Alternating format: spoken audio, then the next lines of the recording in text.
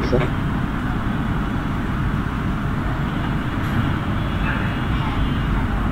শুরু করি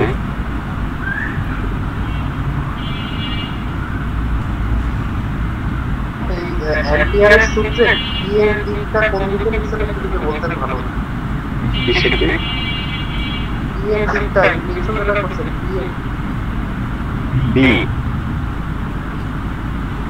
দিকটা আছে না E এর দিকটা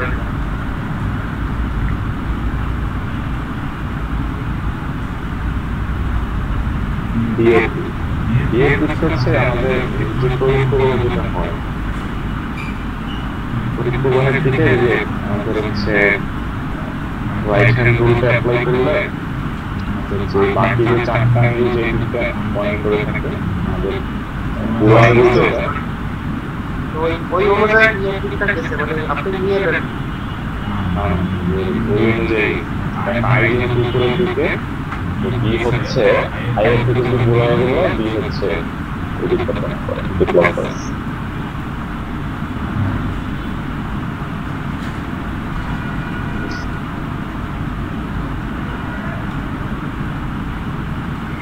তাহলে হচ্ছে এখান থেকে শুরু করবো যে কোনো একটা ম্যাগনেটিক ফিল্ডে আমাদের একটা এক্সটার্নাল ম্যাগনেটিক ফিল্ডে আমরা যখন কোনো একটা সিঙ্গেল একটা তার রাখি তখন দেখা যায় সে একটা নির্দিষ্ট দিকে বল অনুভব করে কোন দিকে বল অনুভব করে সেটা আমরা প্লেনিং এর লেফট হ্যান্ড রুল দিয়ে দেখতে পারি আমরা যদি একটা কুণ্ডলী রাখি তখন দেখা যায় যে কুণ্ডলীর যে অপোজিট দুইটা সাইড দুইটা বাহু ওদের যে ফোর্সের ডিরেকশন তারা পারপেন্ডিকুলার হয় এবং পরস্পর বিপরীত দিকে একজন যদি নিচের দিকে একজন যদি উপরের দিকে ফোর্স অনুভব করে আরেকজন হচ্ছে নিচের দিকে ফোর্স অনুভব করে perpendicularly equal amount of force এবং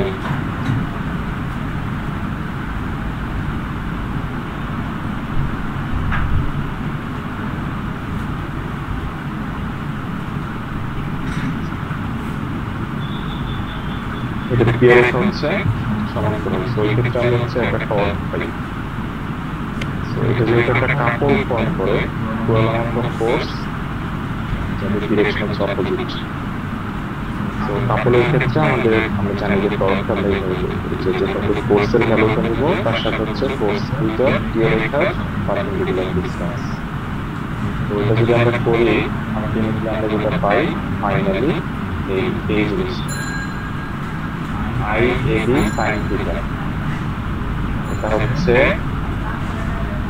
ওই আমাদের কুণ্ডলীটা যে পরিমাণে টর্ক ফিল করতেছে যদি কিছু না বুঝি এখানে যা যা লেখা কিছুই যদি না বুঝি তো ফুল সিরাপ তো পার করতে হবে জাস্ট এটা বুঝতে পারে রাখতে হবে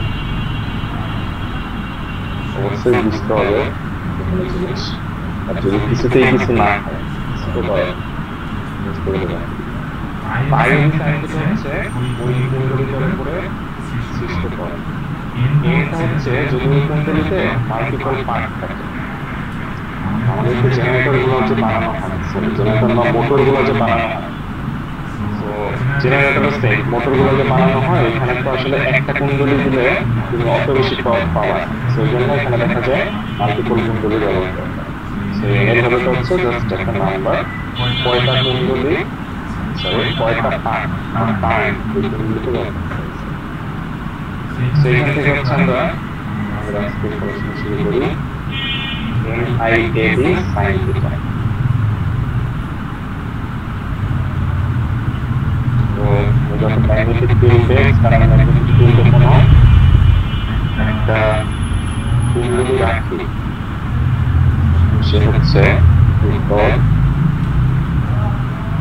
IAB sin theta এটা বাদ দিলাম এটা তো জাস্ট একটা মাল্টিপলার সেখানে থিটাটা কি থিটাটা হচ্ছে এই সারফেস ভেক্টরের সাথে বি এর কোণ অর্থাৎ এই ফিগারটা যদি দেখি আমাদের বি এর ডিরেকশন হচ্ছে এটা হচ্ছে ম্যাগনেটিক ফিল্ডের direction north two south surface vector হচ্ছে এই যে আমরা যে কুণ্ডলীটা ব্যবহার করছে এর যে ক্ষেত্রফল তার সাথে লম্ব বরাবর, বাইরে দিক। ঠিক আছে, সো এই যে এই জিনিসটাকে আমরা চাইলে এইভাবে লিখতে পারি, আই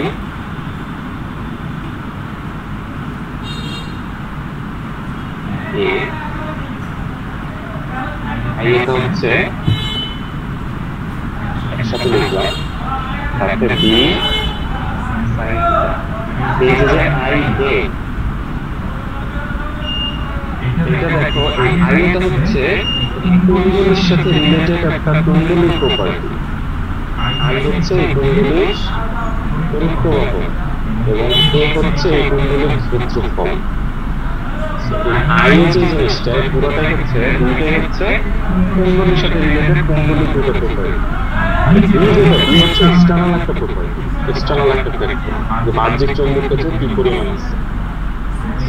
আই এ এই জিনিসটাকে বলা হয় হচ্ছে এই যে কুণ্ডলীটা আছে কুণ্ডলীর চৌম্বক ভ্রামক বা ইংরেজিতে বলা হয় ম্যাগনেটিক মোমেন্ট। এটাকে মিউ দ্বারা প্রকাশ করা বি সাইন থিটা। তাহলে মিউ কি? মিউ হচ্ছে ম্যাগনেটিক মোমেন্ট, বাংলায় হচ্ছে চৌম্বক ভ্রামক। এইটার আসলে ফিজিক্যাল সিগনিফিকেন্স কি বা অ্যাকচুয়ালি এটা কি মিন করে, ম্যাগনেটিক মোমেন্ট দিয়ে আমরা কি বুঝি আসলে? সো বুঝতে পারতেছি ম্যাগনেটিক মোমেন্ট হচ্ছে এই যে কুণ্ডলীটা আমরা এখানে রাখছি, এই কুণ্ডলীর একটা প্রপার্টি।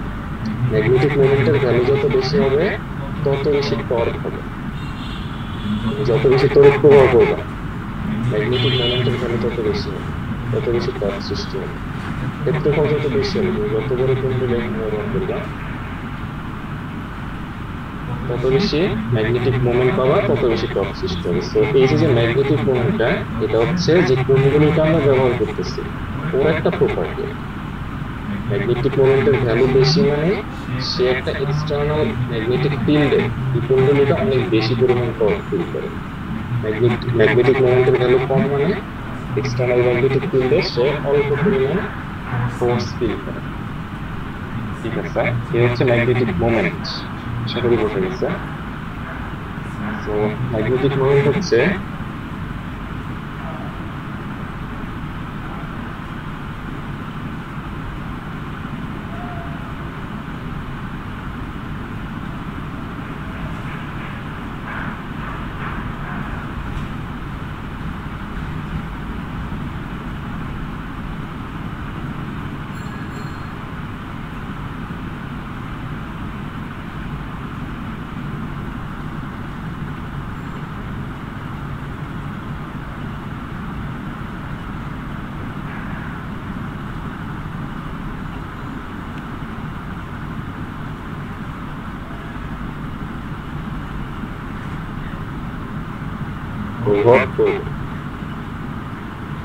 ঠিক আছে, এই যে এই জিনিসটাকে আমরা চাইলে ক্রস প্রোডাক্টের সাহায্যে লিখতে পারি। এখানে ম্যাগনেটিক মোমেন্টের ডিরেকশনটা আসলে আমাদেরকে জানা দরকার। এই ডিরেকশন কি, ডেফিনেটলি এটা একটা ভেক্টর। কারণ আমরা জানি যে আমাদের এই আই যেটা কারেন্ট ফ্লো, এটাকে জেনারেলি হচ্ছে আমরা আসলে স্কেলার হিসেবে করি, যদিও কারেন্ট ফ্লো ডিরেকশন আছে, দুইটা ডিরেকশন যে কোনো একটা ডিরেকশন আমি কারেন্টটা ফ্লো করতে পারি। কারেন্ট ফ্লোটাকে আসলে স্কেলার ধরা। এই ক্ষেত্রফল ইয়া যেটা এ যেটা এটার একটা ডিরেকশন, ক্ষেত্রফল ভেক্টরের ডিরেকশন। সো আই এ যেটা পুরোটা মিলা হচ্ছে একটা ভেক্টর, একটা ভেক্টর একটা ভেক্টর, সাইন থিটা হচ্ছে তাদের মধ্যবর্তী কোণ। সো এই আই এর ডিরেকশন বা ম্যাগনেটিক মোমেন্টের ডিরেকশন হচ্ছে তুমি এই কুণ্ডলীর মধ্যে দিয়ে যেই ডিরেকশনে কারেন্টটা প্রবাহিত করতেছো এই রাইট হ্যান্ড রুল অ্যাপ্লাই করবে। এইভাবে অ্যান্টি ক্লকওয়াইজ প্রবাহিত হচ্ছে। অ্যান্টি ক্লকওয়াইজ হচ্ছে তোমার আঙ্গুলগুলা, ডান হাতের যে চারটা আঙ্গুল, নিচের চারটা আঙ্গুল, ওইগুলোকে ঘুরাবা। এরপর বুড়ো আঙ্গুল যে দিকটা নির্দেশ করতেছে ওইটাই হচ্ছে আমাদের এই ক্ষেত্রফল ভেক্টরের ডিরেকশন বা ম্যাগনেটিক মোমেন্টের ডিরেকশন। আশা করি বুঝতে পেরেছ। সো এই জিনিসটাকে যদি ভেক্টর ফর্মেটে লিখি, টর্ক ভেক্টর হচ্ছে মিউ ক্রস বি।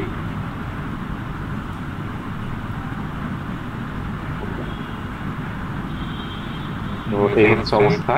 এখান থেকে আসলে আমরা কি জানতে পারি, কি নতুন কি শিখবো, মনে রাখবো ম্যাগনেটিক মোমেন্ট। ম্যাগনেটিক মোমেন্টটা কিভাবে বের করা হয়, ক্ষেত্রফল এবং কারেন্ট ফ্লোর গুণফল। ম্যাগনেটিক মোমেন্টের ডিরেকশন কি আমরা রাইট হ্যান্ড রুলের সাহায্যে বের করি। তড়িৎ প্রবাহের দিকে আমরা হচ্ছে ডান হাতের 4টা আঙ্গুল রোটেট করে দিব, বুড়ো আঙ্গুলটা যে দিক নির্দেশ করবে এটা হচ্ছে ম্যাগনেটিক মোমেন্টের ডিরেকশন। ঠিক আছে, এতটুকুই বলার ছিল এখানে। এরপর আমরা কি করবো, এরপরে করবো চিত্রের রেড অ্যারোটাই কি আপনার ম্যাগনেটিক মোমেন্টের ডিরেকশনটা নির্দেশ করতেছে? এই যে রেড অ্যারো যেটা দেখো এই যেখানে সেইটা অ্যাকচুয়ালি ক্ষেত্রফল ভেক্টরের ডিরেকশনটা নির্দেশ করতেছে, আর ক্ষেত্রফল ভেক্টরের ডিরেকশন যেটা ম্যাগনেটিক মোমেন্টের ডিরেকশন আসলে ওইটা।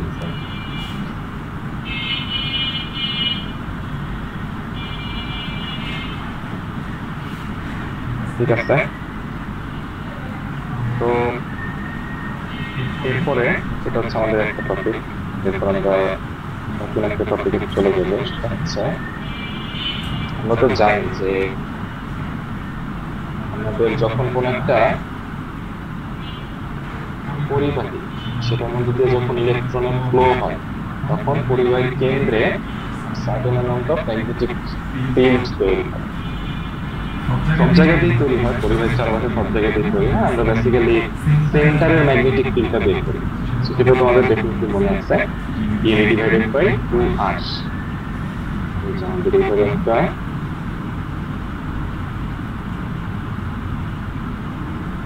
ওয়ার ছিল, একটা বায়োট-স্যাভার্টের সূত্রের একটা অ্যাপ্লিকেশন হচ্ছে আমাদের একটা ওয়ার ছিল, এবারের মধ্যে দিয়ে ধরো যে এইভাবে তৈরি করে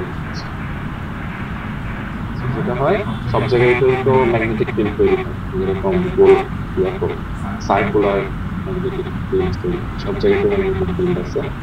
আমরা বেসিক্যালি সেন্টারে ম্যাগনেটিক ফিল্ডটা বের করতাম। তো হচ্ছে সেন্টার, এটা হচ্ছে আর, আমাদের সেন্টারে ম্যাগনেটিক ফিল্ড কি হতো, কি হতো হচ্ছে Q divided by 2 Ni divided by 2। n হচ্ছে এই কুণ্ডলীতে কতগুলো পাক আছে সেটা, I হচ্ছে তড়িৎ প্রবাহ, r হচ্ছে কুণ্ডলী ব্যাসার্ধ। সো কোন একটা সার্টেন অ্যামাউন্ট অফ চার্জ সে যদি সার্কুলার পাথে এইভাবে ঘুরে, তাহলে আমরা সেন্টারে ম্যাগনেটিক ফিল্ডটা বের করা শিখছি।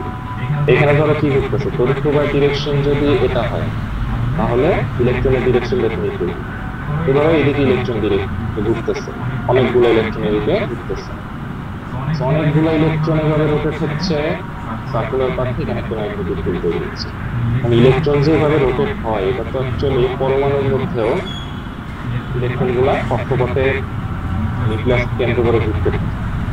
তো এই সেম ওয়েতে আমরা আসলে ডিসিশন নিতে পারি যে একটা পরমাণুতে অরবিটে যখন ইলেকট্রন গুলা নিউক্লিয়াসকে কেন্দ্র করে ঘুরে, তখন অ্যাকচুয়ালি ওই নিউক্লিয়াসের কক্ষপথের সেন্টারে একটা ম্যাগনেটিক ফিল্ড বেসিক্যালি সব জায়গাতেই তৈরি হয়। আমরা সেন্টারে ম্যাগনেটিক ফিল্ডটা বের করতে চাই। আমাদের এখনকার এই টপিকটা বেশ ছোট বাট ইম্পর্টেন্ট, এটা তো কোশ্চেন আসছে গ্রাম আমরা ইলেকট্রনের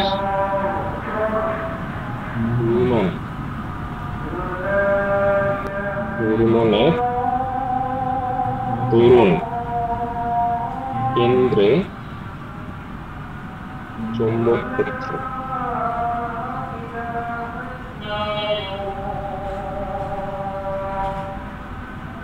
ও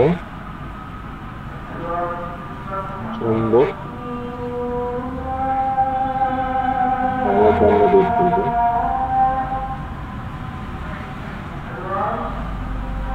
ঠিক আছে, স্ট্রেট ফরওয়ার্ড, আসলে এটা অনেক ইজি। এখানে আমরা যেভাবে করছি ওইভাবেই করবো। তো আমরা তো বায়োট-স্যাভার্টের সূত্রের একটা অ্যাপ্লিকেশন থেকে দেখে আসছি যে ইলেকট্রনের ঘূর্ণনের জন্য চৌম্বক ক্ষেত্র চালু হচ্ছে, বা কারেন্ট ফ্লোর জন্য চৌম্বক ক্ষেত্র হচ্ছে mu naught I divided by 2R। এই যে এটাই এখানে লিখলাম, mu naught I divided by 2R। এনটা কেন লিখলাম না, কারণ এখানে তো অ্যাকচুয়ালি ইলেকট্রন একটা মাত্র কক্ষপথ দিয়ে দিতেছে, এখানে যেমন অনেকগুলো পাক থাকতে পারতো, এখানে তো ওটা থাকবে না। তো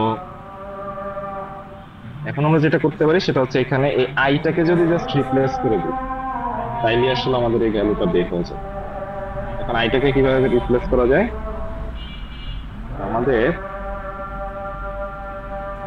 আই অ্যাকচুয়ালি জিনিসটা, আই হচ্ছে তড়িৎ প্রবাহ। So, আমরা তো ছোটবেলা থেকে শিখে আসছি যে তড়িৎ প্রবাহ হচ্ছে, এখন তড়িৎ প্রবাহ হচ্ছে চার্জের প্রবাহের হার। So, একক সময়ে পরিবাহের যে কোনো প্রস্থচ্ছেদের মধ্যে দিয়ে একক সময়ে যে পরিমাণ চার্জ প্রবাহিত। তো তাহলে এই ইলেকট্রন একক সময়ে একটা নির্দিষ্ট জায়গা দিয়ে ইলেকট্রন ঘুরতেছে, এই জন্য এই যে যে তড়িৎ প্রবাহটা সৃষ্টি হচ্ছে সেই তড়িৎ প্রবাহের মান কি হবে? Q divided by T. ছোটবেলা থেকে দেখে আসতেছি কিউ হচ্ছে ইলেকট্রনের চার্জ, এটাকে আমরা কিউ না লিখে আমরা ই লিখি, তাহলে আসলে বেটার বুঝি। ই ডিভাইডেড বাই টি, পরিবাহের যে কোনো প্রস্থচ্ছেদের মধ্যে দিয়ে একক সময়ে যে পরিমাণ চার্জ প্রবাহিত হয় সেটা হচ্ছে তড়িৎ প্রবাহ। এই জিনিসটা জাস্ট এখানে রিপ্লেস করে দিলেই হয়ে যাবে, আর কিচ্ছু লাগবে না। এটা রিপ্লেস করলে কি হয়? সুতরাং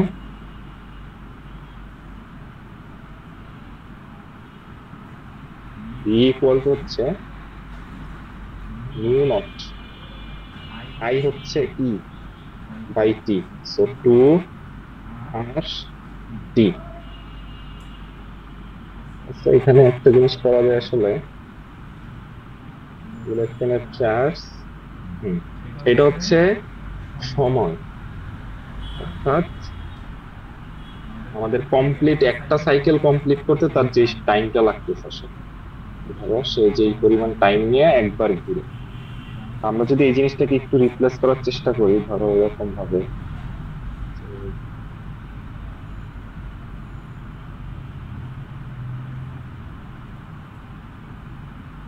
টাইম, টাইমটা তো অ্যাকচুয়ালি আমরা generally mu naught e two t হচ্ছে সময়, তার মানে দূরত্ব 2 পাই আর ডিভাইডেড বাই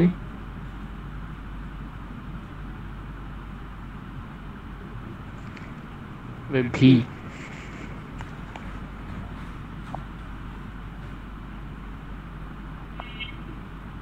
তাহলে ক্যালকুলেশনে কি আসে? ভিটা উপরে চলে যাবে, mu naught e divided by কি আসে? 4 পাই আর স্কয়ার, 4 পাই।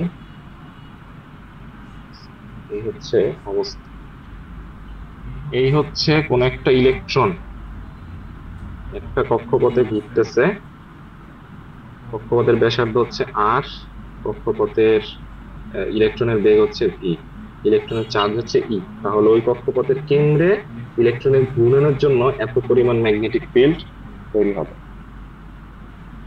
বুঝতে পেরেছি? Mu naught e v by 4 pi r square, এই হচ্ছে ম্যাগনেটিক ফিল্ড। সো এটা আসলে মুখস্থ করার কিছুই নেই, এখান থেকে এটা আস্তে আস্তে ডিরাইভই করেছে, ডিরাইভ করে আসলে অ্যান্সার করেছে যদি পরীক্ষা আসে। সো এইটা সম্ভবত, আমি শিওর না, আমার ঠিক মনে নাই, এরকম একটা কোশ্চেন আমাদের কোনো না কোনো একটা এক্সাম আমরা ফেস করছিলাম, এই জন্য এটা দেখে রাখছি। তো এই চ্যাপ্টারে যেহেতু আসলে সিঙ্গেল মোস্ট কোনো ইম্পর্টেন্ট টপিক নাই, তো সবগুলো ইম্পর্টেন্ট হয়ে যাবে, যে কোনো কিছু থেকেই কোশ্চেন আসতে পারে। চলতরিৎ থেকে যেমন আমাদের বুইটেস্টন ব্রিজ, কার্শফের সূত্র, এগুলো অনেক ইম্পর্টেন্ট টপিক, ওইখান থেকেই কোশ্চেন আসবে, তো আন্দাজ করা যায়। বাট এই চ্যাপ্টার আসলে এরকম কিছু, চ্যাপ্টারে সবই পড়া লাগে। এই হচ্ছে আমাদের ম্যাগনেটিক ফিল্ড ইন্টেন্সিটি।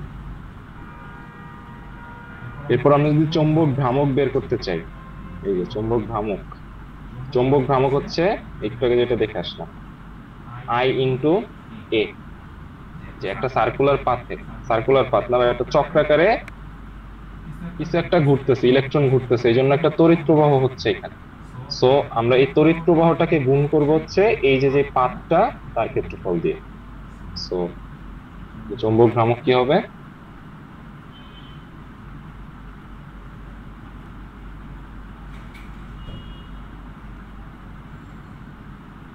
চৌম্বক ভ্রামক মিউ ইকুয়াল টু হচ্ছে আই এ, আই হচ্ছে E/T ইন্টু এ হচ্ছে বৃত্তাকার কক্ষপথ, পাই আর স্কোয়ার। এই হচ্ছে ম্যাগনেটিক মোমেন্ট। এখন একইভাবে আমরা চাইলে যে টিটাকে এভাবে সেম ভাবে রিপ্লেস করতে পারি। টি হচ্ছে 2πr/t, ই 2πr/t এবং হচ্ছে পাই স্কোয়ার। কি থাকে এখানে?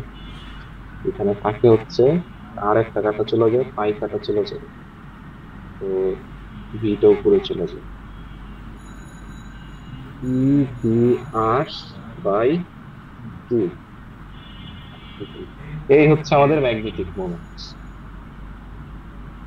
একটু মনে রাখলেই চলবে, EVR/,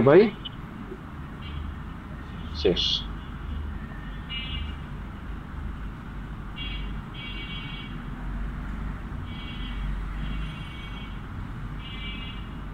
তো যখন হচ্ছে ইলেকট্রনটা সার্কুলার পাথে ঘুরে, যদি ইলেকট্রনের গতিপথ অ্যাকচুয়ালি অনেক জটিল, এটা আমরা সিম্পল ভাবে চিন্তা করতেছি, তো তখন আমাদের এই পরিমাণ ম্যাগনেটিক ফিল্ড তৈরি হয়, সরি ম্যাগনেটিক মোমেন্ট তৈরি।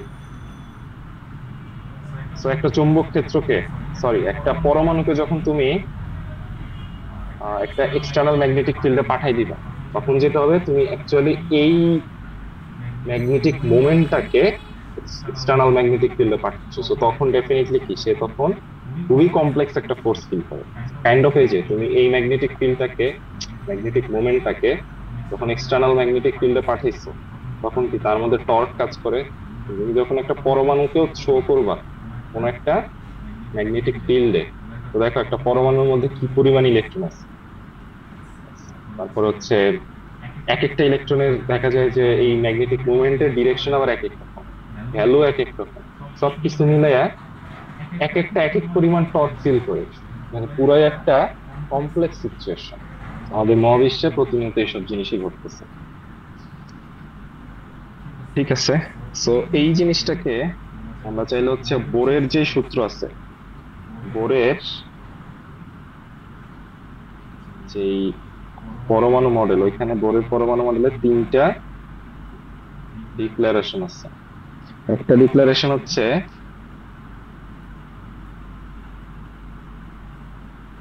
NH/2π, MVR ইকুয়াল টু, এটা ভুলে গেছি, NH/2π, NH। তো MVR হচ্ছে ইলেকট্রনের কৌণিক ভরবেগ, ইলেকট্রনের কৌণিক ভরবেগ NH/2π এর পূর্ণ সাংখ্যিক গুণিতক। সো তুমি যে এমন কোন কৌণিক ভরবেগের ভ্যালু পাবা না যেটা NH/2π এর পূর্ণ সাংখ্যিক গুণিতক না। সো এটা দিয়ে অ্যাকচুয়ালি নিলস বোর যেটা বুঝাইতে চাইছেন, আমাদের ইলেকট্রন যেই ব্যাসার্ধের কক্ষপথে ঘুরে, যে ভেলোসিটি নিয়ে ঘুরে, এগুলো অ্যাকচুয়ালি কন্টিনিউয়াস কোনো ভ্যালু না, যে কোনো ভ্যালুর কক্ষপথে সে ঘুরতে পারবে না, তো তার কিছু অনুমোদিত কক্ষপথে সে ঘুরবে। এই জিনিসটাকে আসলে আমরা চাইলে এটার সাথে মাস্টার্স করে কিছু একটা করতে পারি।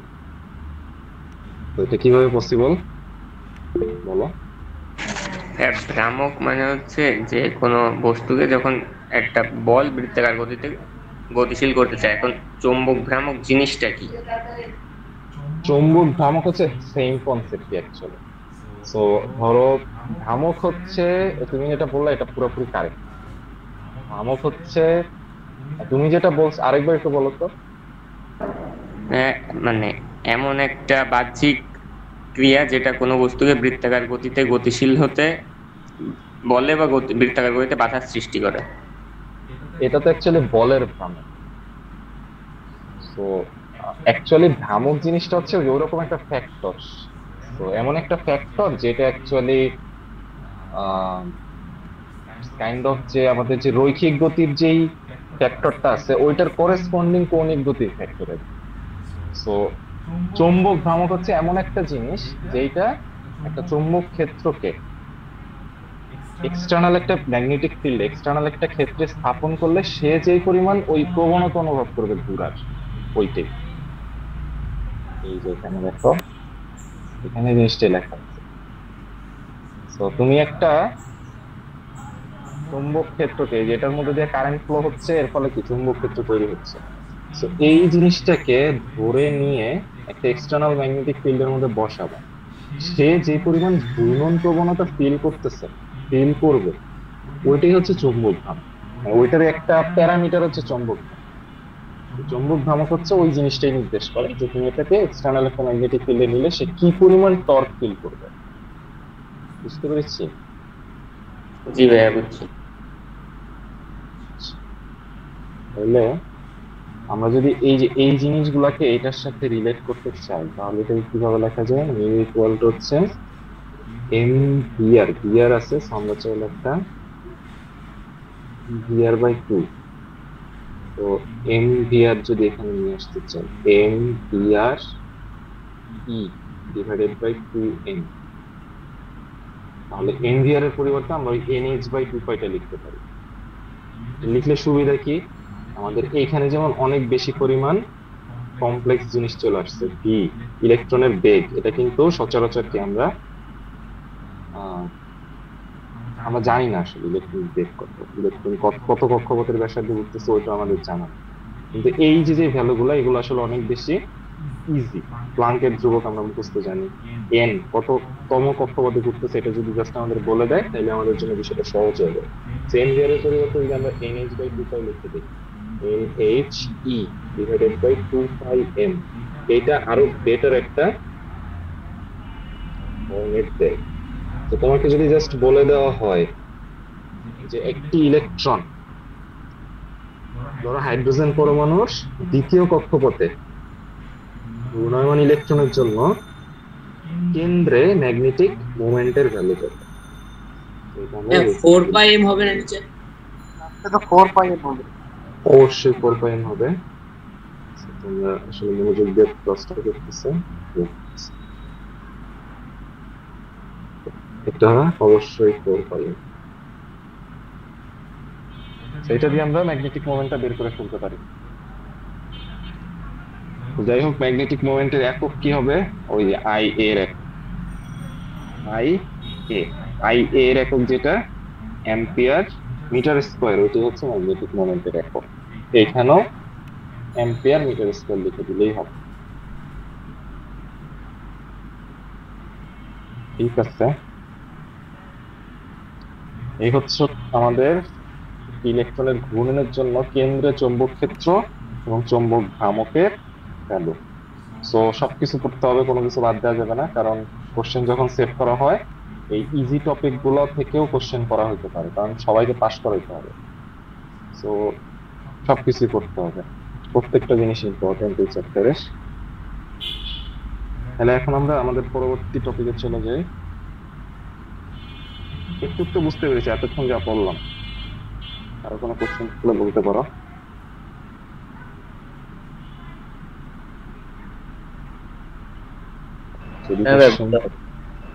ঠিক আছে, যদি কোশ্চেন না থাকে তাহলে আমরা আমাদের পরবর্তী টপিকটা শুরু করতে পারি। পরবর্তী টপিক হচ্ছে হল ইফেক্ট।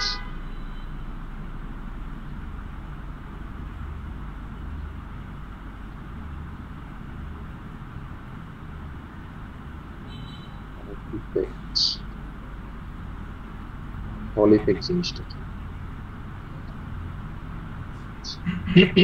সো আমরা তো জানি যে আমরা যদি আমাদের একটা এক্সটার্নাল ম্যাগনেটিক ফিল্ড থাকে, এই যে হচ্ছে আমাদের external magnetic field.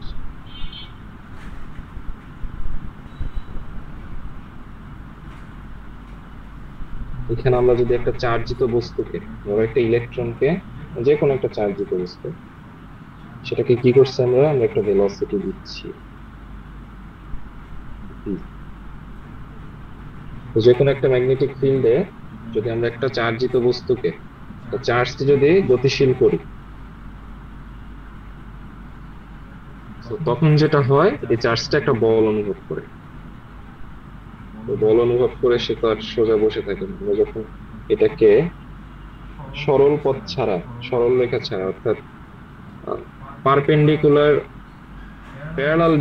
Parallel direction ছাড়া অন্য যে কোনো ডিরেকশনে যখন আমরা থ্রো করি, বাহ্যিক চৌম্বক ক্ষেত্রের সাথে প্যারালাল ডিরেকশন ছাড়া অন্য যে কোনো ডিরেকশনে যখন এটাকে আমরা থ্রো করব, তখন এই চার্জটা একটা ফোর্স ফিল করে, ম্যাগনেটিক ফোর্স। এই ক্ষেত্রে আমাদের ম্যাগনেটিক ফোর্সের ডিরেকশনটা কি হবে? ম্যাগনেটিক ফোর্সের ডিরেকশন হবে হচ্ছে এই এই উপরের দিকে। সো এই দিকে হচ্ছে সে ফোর্সটা ফিল করতেছে। সেই ফোর্সের জন্য যেটা হবে, সো ডেফিনেটলি সে এই দিকে একটু কি হবে, একটু সরে যাবে। সে ধরো তুমি এই যে আমরা যেটা দেখে আসছি যে এই জিনিসটা বৃত্তাকার পথে ঘুরে নিতেছে, আপাতত আমরা ধরে নিই যে এখানে একটা বাউন্ডারি আছে। তো বাউন্ডারি থাকলে তো সে আর ওখানে বৃত্তাকার পথে যাইতে পারবে। এটা হবে যে এই চার্জটা এখানে যদি অনেকগুলো চার্জ থাকে, তো সবগুলো দেখা যাবে কি ওই ওই প্রান্তে গিয়ে জমা হবে। আশা করি বুঝতে পারছি। চার্জ গুলো পরিবাহিত হচ্ছে ঠিকই, বাট চার্জ গুলো কাইন্ড অফ তুমি থ্রো করলা মাঝ বরাবর, এখানে একটা চার্জ দেখানো আছে, ধরো আরো চার্জ আছে, তুমি থ্রো করছো মাঝ বরাবর, বাট এই যে ম্যাগনেটিক ফোর্স, এই ফোর্সের দরুন তারা হচ্ছে যখন একটু সাইড দিয়ে চলে যাচ্ছে, যাচ্ছে ঠিকই সামনের দিকে, বাট একটু সাইড দিয়ে পরিবাহিত হচ্ছে। এই যে যে ঘটনাটা, এটা যদি একটা পরিবাহীর ক্ষেত্রে হয়, এখানে যেমন জাস্ট একটা ম্যাগনেটিক ফিল্ড আছে শূন্য স্থানে বা যে কোনো একটা ওপেন প্লেসে, তুমি কি করছো, টোকা দিয়ে একটা চার্জকে নিক্ষেপ করছো, ফাইন। বাট তুমি যখন সেম কাজটা একটা একটা পরিবাহীর সাথে করো, যে ধরো এখানে আমাদের একটা পরিবাহী আছে,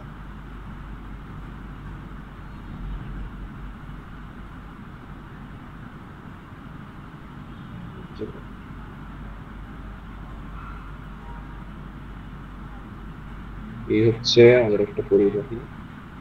আমরা ধরে নিচ্ছি এটা খুবই স্ট্যান্ডার্ড একটা পরিবাহী, যদিও বাস্তবে এরকম হয় না। বাস্তবের পরিবাহীগুলো জেনারেলি কি গোল থাকে, সিলিন্ডার আকৃতির থাকে। আমরা এটাকে ধরে নিচ্ছি এই এরকম, যাতে করে বুঝতে সুবিধা হয়। এই হচ্ছে আমাদের একটা পরিবাহী। এখানে আমাদের ম্যাগনেটিক ফিল্ডের ডিরেকশন হচ্ছে এই যে আমাদের স্ক্রিনের তলের সাথে ভিতরের দিকে।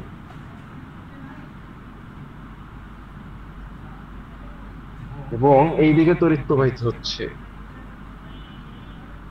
এইদিকে তড়িৎ প্রবাহিত হচ্ছে মানে কি, ধরো আমরা ধরে নিই যে পজিটিভ চার্জ ওইদিকে প্রবাহিত হচ্ছে, যদিও ইলেকট্রনের প্রবাহের জন্যই তড়িৎ প্রবাহ সৃষ্টি হয়, আমরা ধরে নিই এটা হচ্ছে একটা পজিটিভ চার্জ। ফাইন। তো তখন কি হবে, তুমি যদি এই দিকে একটা চার্জকে নিক্ষেপ করো, পজিটিভ চার্জকে এইদিকে নিক্ষেপ করলাম, তো তাহলে সে ফোর্সটা কোন দিকে ফিল করবে? তো ডেফিনেটলি এই উপরের দিকে ফোর্সটা ফিল করবে।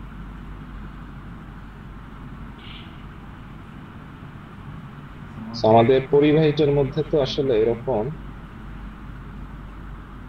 অসংখ্য চার্জ আছে, এরকম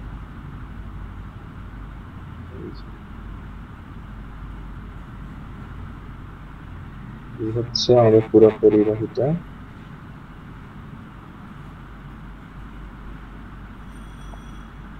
ঠিক আছে, সো আমাদের পরিবাহীর মধ্যে দেখা যায় এরকম অসংখ্য চার্জ আছে। সো প্রত্যেকটা চার্জ কি করতেছে, কি ফিল করতেছে? সে তো আর এখন বৃত্তাকার পথে ঘুরতে পারতেছে না, কারণ বাইরে তো পারবে না, সে তো আর পরিবাহীর এরিয়া সীমানা ছেড়ে বাইরে বের হয়ে যেতে পারতেছে না। যেটা করতে পারতেছে সে হচ্ছে এক সাইডে চেপে যাচ্ছে, এক সাইডে চেপে যাচ্ছে। এর ফলে যেটা হবে দেখো, এই সব পজিটিভ চার্জ গুলো আমরা ধরে নিচ্ছি পজিটিভ চার্জের প্রবাহই হচ্ছে তড়িৎ প্রবাহ। তো সব পজিটিভ চার্জ গুলো যেটা হবে যে এই প্রান্তে গিয়ে জমা হচ্ছে। ফাইন। এখন এই যে ইলেকট্রিক চার্জ, এটা তো কমপ্লিটলি রিলেটিভ।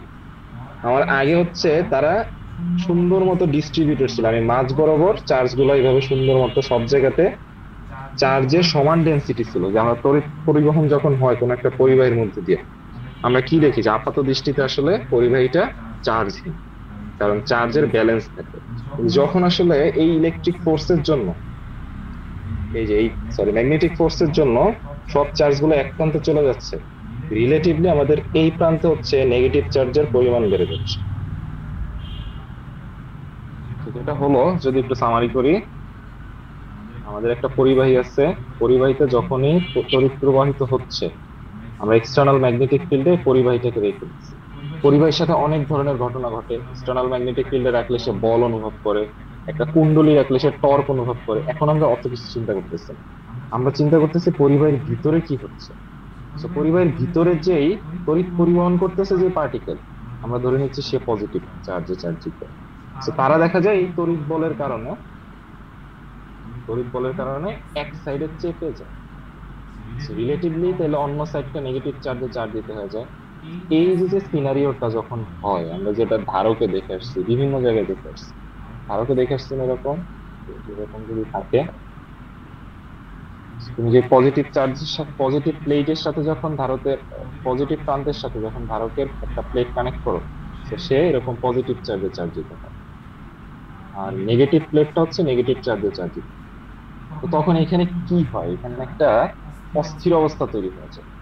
তুমি যদি এখানে কোন একটা ইলেকট্রনকে এখানে ছেড়ে দাও, সে কি করবে, পজিটিভ চার্জের দিকে একটা তাড়না অনুভব করবে, সে ওই দিকে চলে যাওয়ার একটা তাগিদ অনুভব করবে, একটা টান অনুভব করবে। ওই যে টানটা, ওইটাকে হচ্ছে আমরা ভোল্টেজ বলে থাকি। ভোল্টেজ হচ্ছে এমন একটা জিনিস যার দরুন এই পার্টিকেল গুলো এক সাইড থেকে আরেক সাইডে প্রবাহিত হয়। যখনই হচ্ছে দুইটা প্রান্তে, একটা প্রান্তে পজিটিভ চার্জ আর একটা প্রান্তে নেগেটিভ চার্জ, এরকম একটা সিচুয়েশন তৈরি হচ্ছে, ওইখানে একটা ভোল্টেজ উৎপন্ন হয়। এইখানে আসলে সেম ঘটনাটাই হবে।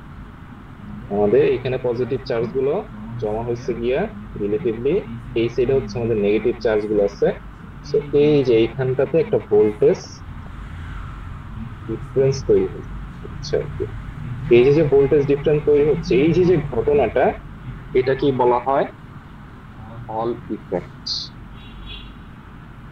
আর এখানে যে ভোল্টেজটা তৈরি হলো সেটাকে বলা হয় হল ভোল্টেজ। কি বুঝি নাই বলতো? ভাইয়া এই জায়গায় পুরো তারটা কি চৌম্বক ক্ষেত্রের ভিতরে আছে, নাকি আমি যেটুকু বিবেচনা করছি শুধুমাত্র ওইটুকু চৌম্বক ক্ষেত্রের ভিতরে আছে? মানে হ্যাঁ, আপাতত আমরা আসলে জাস্ট আছে তো পুরাটাই, বাট আমরা আসলে ইলাস্ট্রেট করানোর জন্য একটা পার্ট বিবেচনা করতেছি। এই পুরা তারটার মধ্যে সেম ঘটনাটাই ঘটতেছে, যতটুকু পার্ট আর কি চৌম্বক ক্ষেত্র থাকবে ডেফিনেটলি কি ওই চার্জ গুলাই তো ফোর্স ফিল করবে। আমরা ধরে নিচ্ছি এই পুরো চার্জটাই, সরি পুরো তারটাই চৌম্বক ক্ষেত্রে আছে, একটা পার্ট আমরা আসলে একটু জুম ইন করে দেখতেছি। সো এই হচ্ছে আমাদের হল ইফেক্ট। তাহলে হল ইফেক্টের যে ডেফিনেশনটা, এটা কোনো না কোনো এক্সামে, বোর্ড এক্সামে হোক, কলেজের এক্সামে হোক, কোনো না কোনো জায়গায় হল ইফেক্ট, হল ভোল্টেজ, যে কোনো একটা আসবে। একটু ভালো মতো বই দেখে মুখস্থ করে ফেলবে। সেটা তো আসলে এখানে কি বলে, না বোঝার কিছু নেই। আমরা যদি একটি বাহ্যিক চুম্বক ক্ষেত্রে কোনো পরিবাহীকে রাখা হলে, তড়িৎবাহী পরিবাহীকে রাখা হলে, দেখা যায় যে আমাদের ওই পরিবাহীর তড়িৎ প্রবাহ এবং বাহ্যিক চৌম্বক ক্ষেত্র উভয়ের সাথে লম্ব বরাবর। দেখো, বাহ্যিক চৌম্বক ক্ষেত্র হচ্ছে স্ক্রিনের সাথে লম্ব বরাবর ভিতরের দিকে, তড়িৎ প্রবাহের দিক হচ্ছে এই দিকে, আর আমাদের ভোল্টেজটা তৈরি হচ্ছে এই যে এই দিকে। সো তড়িৎবাহী তারকে বাহ্যিক চৌম্বক ক্ষেত্রে রাখলে ওই পরিবাহী তড়িৎ ক্ষেত্র এবং বাহ্যিক চৌম্বক ক্ষেত্র উভয়ের সাথে লম্ব বরাবর ওই তড়িৎবাহী তারে যে ভোল্টেজটা সৃষ্টি হয়, বিভব পার্থক্যটা সৃষ্টি হয়, সেটাই হচ্ছে হল ভোল্টেজ বা হল বিভব। আর এই যে ঘটনাটা, এটা হচ্ছে হল ইফেক্ট। বুঝতে পেরেছো? সুন্দর মতো লিখে দিলাম, হল ইফেক্ট বা হল প্রভাব।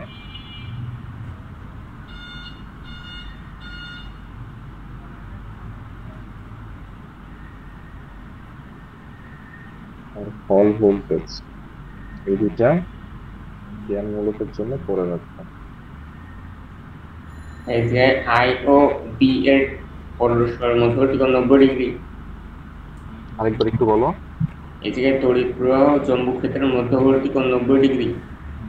অবশ্যই চৌম্বক ক্ষেত্র এবং তড়িৎ প্রবাহের মধ্যবর্তী কোণ 90 ডিগ্রি। আই হচ্ছে এইটা, আই হচ্ছে ধরো পজিটিভ এক্স অ্যাক্সিস বরাবর, আর এই চৌম্বক ক্ষেত্র যেটা, এটা হচ্ছে ভিতরের দিক, স্ক্রিনের সাথে লম্ব বরাবর ভিতরের দিকে। তো ডেফিনেটলি এটা 90 ডিগ্রি। হ্যাঁ, তার মানে আমরা চলতরিতে যত সার্কিট দেখছি ওই প্রত্যেকটা সার্কিটের মধ্যে আর কি হল ইফেক্টের কারণে এই হল ভোল্টেজ তৈরি হয়।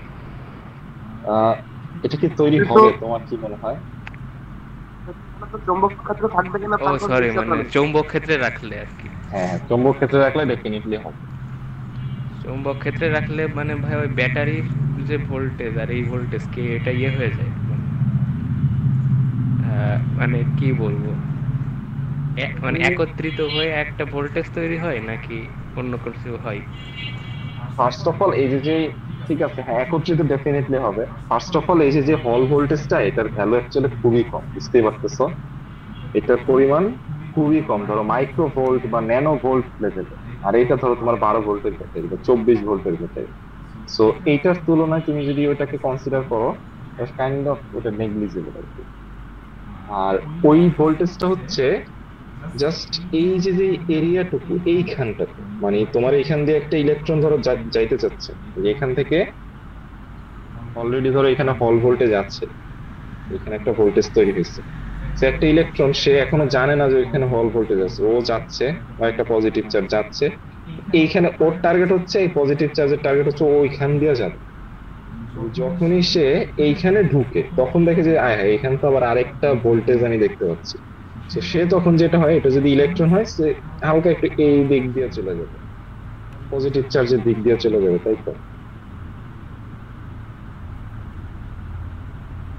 ভোল্টেজটা যেহেতু তৈরি হচ্ছে, জিনিসটা একটু কমপ্লেক্স আর কি।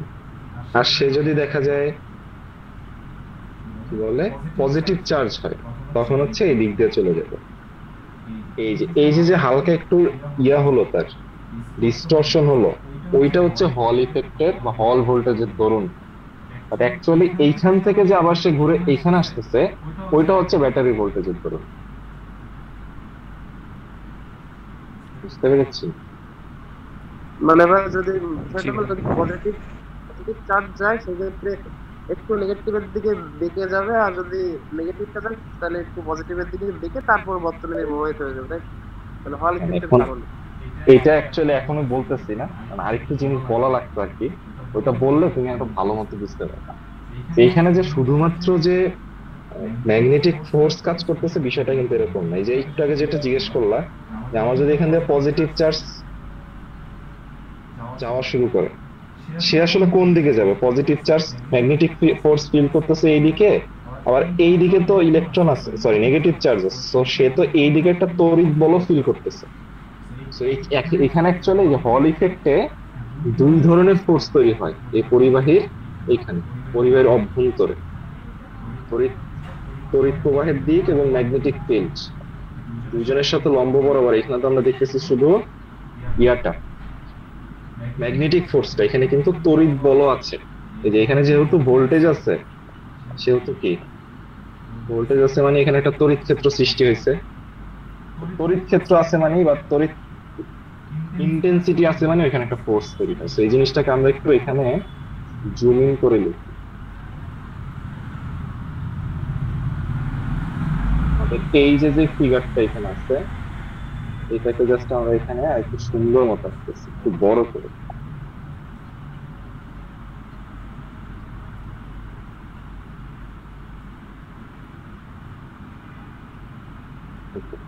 এই হচ্ছে আমাদের পরিবাহীটা।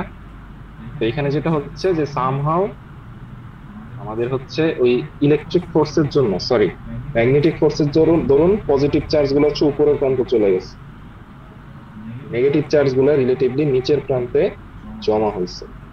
সেখানে কি হলো, আমাদের যে চৌম্বক বল সেটা হচ্ছে এই উপরের দিকে কাজ করতেছে। এই হচ্ছে আমাদের এফ এম, ম্যাগনেটিক ফোর্স। আর যেহেতু আমাদের এইখানে একটা পজিটিভ চার্জ নেগেটিভ চার্জ এক প্রান্তে, আমাদের এখানে একটা ভোল্টেজ যেহেতু ক্রিয়েট হচ্ছে, ডেফিনেটলি আমাদের এখানে একটা তড়িৎ ক্ষেত্র ক্রিয়েট হবে। যেহেতু চার্জের এক সাইড থেকে আরেক সাইডে যাতায়াতের একটা প্রবণতা তৈরি হয়েছে, ডেফিনেটলি আমাদের এখানে একটা তড়িৎ ক্ষেত্র সৃষ্টি হবে, যে আমরা যেরকম ধারকের ক্ষেত্রে দেখে আসছি যে পজিটিভ চার্জ এখানে, নেগেটিভ চার্জ এখানে। তো তখন কি হয়, পজিটিভ চার্জ থেকে নেগেটিভ চার্জের দিকে আমরা একটা তড়িৎ ক্ষেত্র বিবেচনা করতাম। সো ওই জিনিসটা আমরা এইখানেও করি, পজিটিভ চার্জ থেকে নেগেটিভ চার্জের দিকে আমরা একটা তড়িৎ ক্ষেত্র ই বিবেচনা করি। ই পজিটিভ থেকে নেগেটিভের দিকে। সো যদি এখানে পজিটিভ থেকে নেগেটিভের দিকে একটা ই থাকে, ই আছে মানে কি এফও আছে। কোন একটা জায়গায় তড়িৎ ক্ষেত্র বর্তমান মানে ওখানে তুমি যদি একটা চার্জ রাখো সে অ্যাকচুয়ালি তড়িৎ বলও ফেস করবে। তুমি এখানে পজিটিভ চার্জ রাখলে তড়িৎ ক্ষেত্রের দিকে ফোর্সটা ফিল করে, নেগেটিভ চার্জ রাখলে সে সবসময় তড়িৎ ক্ষেত্রের বিপরীত দিকে ফোর্স ফিল করে। ঠিক আছে, এই যে আমাদের একটা ক্ষেত্র সৃষ্টিকারী চার্জ, তড়িৎ ক্ষেত্রের ডিরেকশন বাইরের দিকে, পজিটিভ চার্জ রাখবা সে বাইরের দিকে ফোর্স ফিল করবে, নেগেটিভ চার্জ রাখবা সে ভিতরের দিকে ফোর্স ফিল করবে। সো নেগেটিভ চার্জের ফোর্সের ডিরেকশন হচ্ছে তড়িৎ ক্ষেত্রের ডিরেকশনের উল্টা দিকে, পজিটিভ চার্জের ফোর্সের ডিরেকশন হচ্ছে তড়িৎ ক্ষেত্রের দিকে। তড়িৎ ক্ষেত্রের দিক কোনটা বিবেচনা করা হয়? পজিটিভ চার্জ থেকে নেগেটিভ চার্জের দিকে। ওকে, সো এইখানে এট এ টাইম আসলে দুইটা ফোর্স কাজ করবে, একটা হচ্ছে ম্যাগনেটিক ফোর্স আর একটা হচ্ছে ইলেকট্রিক ফোর্স। এই দুইটা যখন হচ্ছে ব্যালেন্স হবে ওইখানটাতে, ওই পজিশনটাতে গিয়ে চার্জ গুলো আর কি স্থির হয়ে যাবে, মানে তখন আর এই চার্জের মধ্যে এরকম ডিস্টরশন হবে। তো ধরো এই যে এই পর্যায়ে চলে গেল, তখন দেখা গেল যে ইলেকট্রিক ফোর্স অনেক বেশি। তো তখন এই সবগুলা চার্জই কি একটু এদিকে আসার ইয়া ফিল করবে, মানে একটু কাছাকাছি আসার, ওরা একটু এদিকে আসবে ওরা একটু এদিকে। সো এরকম দুইটা ফোর্স ব্যালেন্স হয়ে আলটিমেটলি চার্জ গুলা ফাইনাল একটা পজিশন নেবে। সো ওই পজিশনে গিয়ে হচ্ছে আমরা ভোল্টেজটা মেজার করব, যেই ভোল্টেজ পাবো ওইটাই হচ্ছে হল ভোল্টেজ। বুঝতে পেরেছি? জি ভাই। কে কে বুঝতে পারি নাই? মানে ভাই এক কথায় তো এখানে একটা লরেন্স বল ক্রিয়েট হবে নাকি? লরেন্স বল ক্রিয়েট হবে দেখে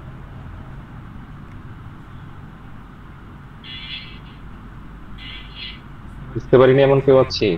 বই পড়ে কিন্তু বুঝতে পারবা না, বইতে আসলে জিনিসগুলো অনেক শর্টকাটে লিখে দিচ্ছে লাইনগুলো, বই পড়ে বুঝতে তোমার অনেক দেখতে হবে। ঠিক আছে, সো কারো সমস্যা হলে সেগুলো আমাকে ভবিষ্যতে আমার সাথে শেয়ার করবে। এই হচ্ছে অবস্থা, যখন হচ্ছে আমাদের এই ম্যাগনেটিক ফোর্স ইলেকট্রিক ফোর্স দুইটা যখন ইকুয়াল হবে তখন হচ্ছে আমরা কি করব? ভোল্টেজটা মেজার করব। তখন যে ভোল্টেজটা পাবো ওইটি হচ্ছে আমাদের হল ভোল্টেজ। আমরা যদি হল ভোল্টেজের ভ্যালুটা বের করতে চাই আমাদের কি করতে হবে? হল ভোল্টেজের ভ্যালু বের করতে চাই, তাহলে আমাদের হল ভোল্টেজটা আমরা কখন পাবো? যখন Fm ইকুয়াল টু Fe হবে। যখন Fm ইকুয়াল টু Fe হবে তখন হচ্ছে আমরা হল ভোল্টেজটা পাবো।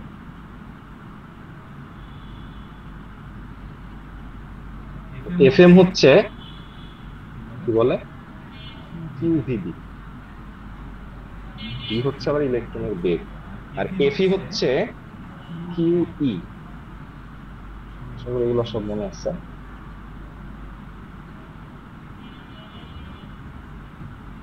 আমাদের এই কিউ কিউ কি হয়? কাটা চলে যায়, তাহলে ভি বি ইকুয়াল টু হচ্ছে ই। কি ই হচ্ছে কাইন্ড অফ এই হল তড়িৎ ক্ষেত্রের ইন্টেন্সিটি, এটা এরকম কোনো নাম নাই আসলে। এই যে ইয়াটা তৈরি হয়েছে, ভোল্টেজটা তৈরি হয়েছে, সে যেই ইলেকট্রিক ফিল্ডটা এখানে জেনারেট করছে সেটা হচ্ছে ই। এখন এই যে এখানে আমরা যে দেখে আসছিলাম এই জায়গাতে যে তড়িৎ ক্ষেত্র সৃষ্টি হয়, এই যে এখানে দুইটা পাতের মধ্যে বা দুইটা এরিয়াতে এখানে কিছু চার্জ আছে পজিটিভ চার্জ, এখানে কিছু চার্জ আছে নেগেটিভ চার্জ, এদের মধ্যে তড়িৎ ক্ষেত্র সৃষ্টি হয়েছে ই। এই ই এর সাথে আমরা যদি তাদের এই ডিসটেন্সটা গুণ করি, এই ডিসটেন্সটা যদি আমরা গুণ করে দিই তাহলে আমরা ভোল্টেজটা পাই equal to ED.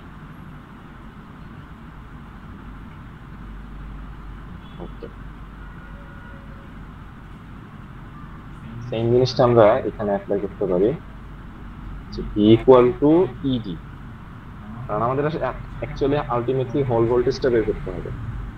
So E B, ই হচ্ছে ভিএইচ এইচ হচ্ছে Hall voltage divided by d. Ultimately আমরা যেটা পাই এই এইচ হচ্ছে বিভিডি।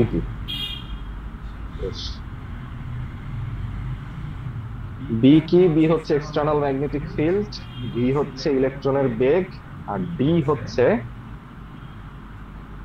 বি কি? বি হচ্ছে এই যে পরিবাহীটা আছে তার যে প্রস্থ সেটা।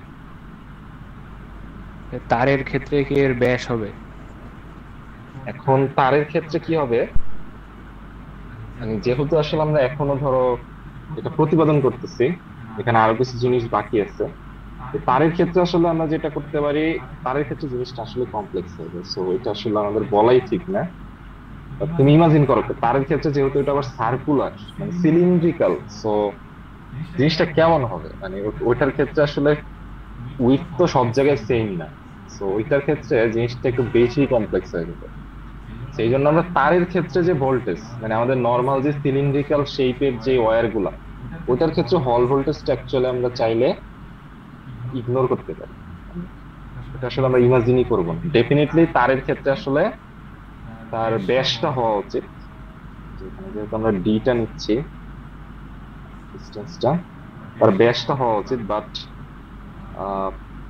এই যে ফর্মুলা গুলো আমরা দেখতেছি এগুলো খুবই জেনারেলাইজড সিম্পল ফর্মুলা, শুধুমাত্র এই ফর্মের এই আকৃতির পরিবাহীর জন্য দেখতেছি। তো তার হলে জিনিসটা সিলিন্ড্রিক্যাল, তার হলে জিনিসটা আরেকটু কমপ্লেক্স।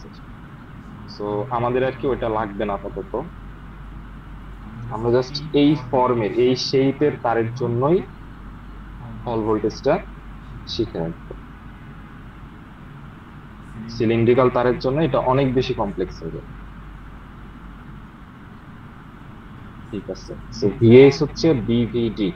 তো এখানে আবার ভি কে আমরা চাইলে চেঞ্জ করতে পারি। ভি হচ্ছে কি, এই যে এটার মধ্যে দিয়ে চার্জের যে বেগ, চার্জের যে তারণ বেগ, সেটাই তো ভি। সেটাকে আমরা চাইলে রিপ্লেস করতে পারি। এটা কি জানি, তড়িৎ প্রবাহ ইকুয়াল টু ছিল যে চার্জ চলতরিতের মধ্যে আমরা তারণ বেগের মধ্যে টপিকটা দেখে আসছি, আই ইকুয়াল টু না ভি, আই ইকুয়াল টু হচ্ছে না ভি। এখান থেকে আমরা চাইলে ভিটাকে রিপ্লেস করতে পারি। এই যে ভিটা আছে, একটা পরিবাহীর মধ্য দিয়ে ভি বেগে ইলেকট্রন প্রবাহিত হচ্ছে, ইলেকট্রনের চার্জ ই, পরিবাহী প্রস্থচ্ছেদের ক্ষেত্রফল এ, একক আয়তনের চার্জের সংখ্যা এন, তাহলে ওই পরিবাহীতে তড়িৎ প্রবাহ হবে আই। এই জিনিসটা আমরা চাইলে এখানে যদি রিপ্লেস করি, তাহলে ভিএইচ এর ভ্যালু আমরা কি পাই? ভিএইচ এর ভ্যালু পাই হচ্ছে ভি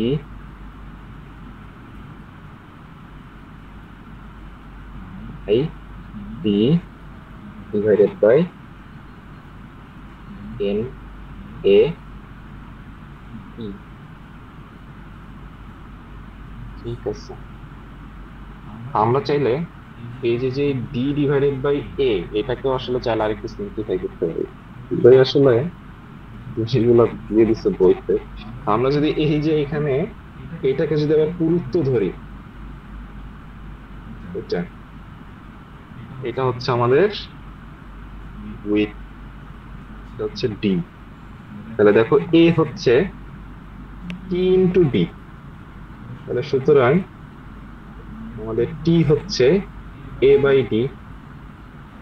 এই জিনিসটা আমরা চাইলে এখানে রিপ্লেস করতে পারি, যে এই যে এ ডি কে যদি একদম নিচে নিয়ে আসি, এত কষ্ট না করে আমরা যদি B I D divided by N T into D E, তাহলে আলটিমেটলি কি পাই? বিডি কাটা চলে যায় B I divided by N T E. এই হচ্ছে আমাদের হল ভোল্টেজ, হল ভোল্টেজের রাশি। ঠিক আছে, বিআই বাই এন টি ই। এখন এখানে ইটা অ্যাকচুয়ালি লেখা ঠিক হচ্ছে না, তারও রিজন আছে। এর রিজন হচ্ছে আসলে আমরা অ্যাকচুয়ালি শিওর না যে এই যে তড়িৎ প্রবাহ যে হবে এটা অ্যাকচুয়ালি ইলেকট্রনের দরুনই হবে। পজিটিভ চার্জের দরুনও আসলে তড়িৎ প্রবাহ হওয়া পসিবল, আমরা যখন সেমিকন্ডাক্টর ইলেকট্রনিক্স করব, তোমরা পড়ছো কিনা জানি না, তোমরা কি সেমিকন্ডাক্টর ইলেকট্রনিক্স যে P type N type semiconductor এগুলো কি নাম শুনছো কখনো? 9-10 ছিল। আচ্ছা 19 ছিল, তাহলে তো ভালো। তো যে পি টাইপ সেমিকন্ডাক্টর যেগুলো যে যে ডোপায়ন করে আমাদের যেই একটা ত্রিযোজীয় মৌল ইয়া করা হয়, ডোপায়ন করা হয়, তো তখন যেটা হয় পজিটিভ চার্জের আধিক্য হয়। তো তুমি যদি একদম হেভিলি ডোপায়ন করো, হেভিলি এই ডোপায়িত একটা পি টাইপ সেমিকন্ডাক্টরে যেটা হয়, হোলের সংখ্যা বা পজিটিভ চার্জের সংখ্যা অনেক বেশি হয়। তখন অ্যাকচুয়ালি তড়িৎ প্রবাহটা হয় হচ্ছে পজিটিভ চার্জের প্রবাহের দরে। এই জন্য এখানে আসলে ই কে এইভাবে লিখে দেওয়া ঠিক হবে না, কারণ তড়িৎ প্রবাহটা পজিটিভ চার্জ বা নেগেটিভ চার্জ যে কারোর প্রবাহের দৈর্ঘ্যই করতে পারে। আমরা সব জায়গাতে ই এর পরিবর্তে কিউ লিখে দিচ্ছি,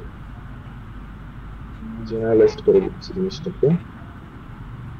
কিউ কিউ কিউ বিআই বাই এনটি কিউ, এই হচ্ছে আমাদের হল ভোল্টেজ। আশা করি বুঝতে পেরেছো। বিআই ডিভাইডেড বাই এনটি কিউ। কি সমস্যা?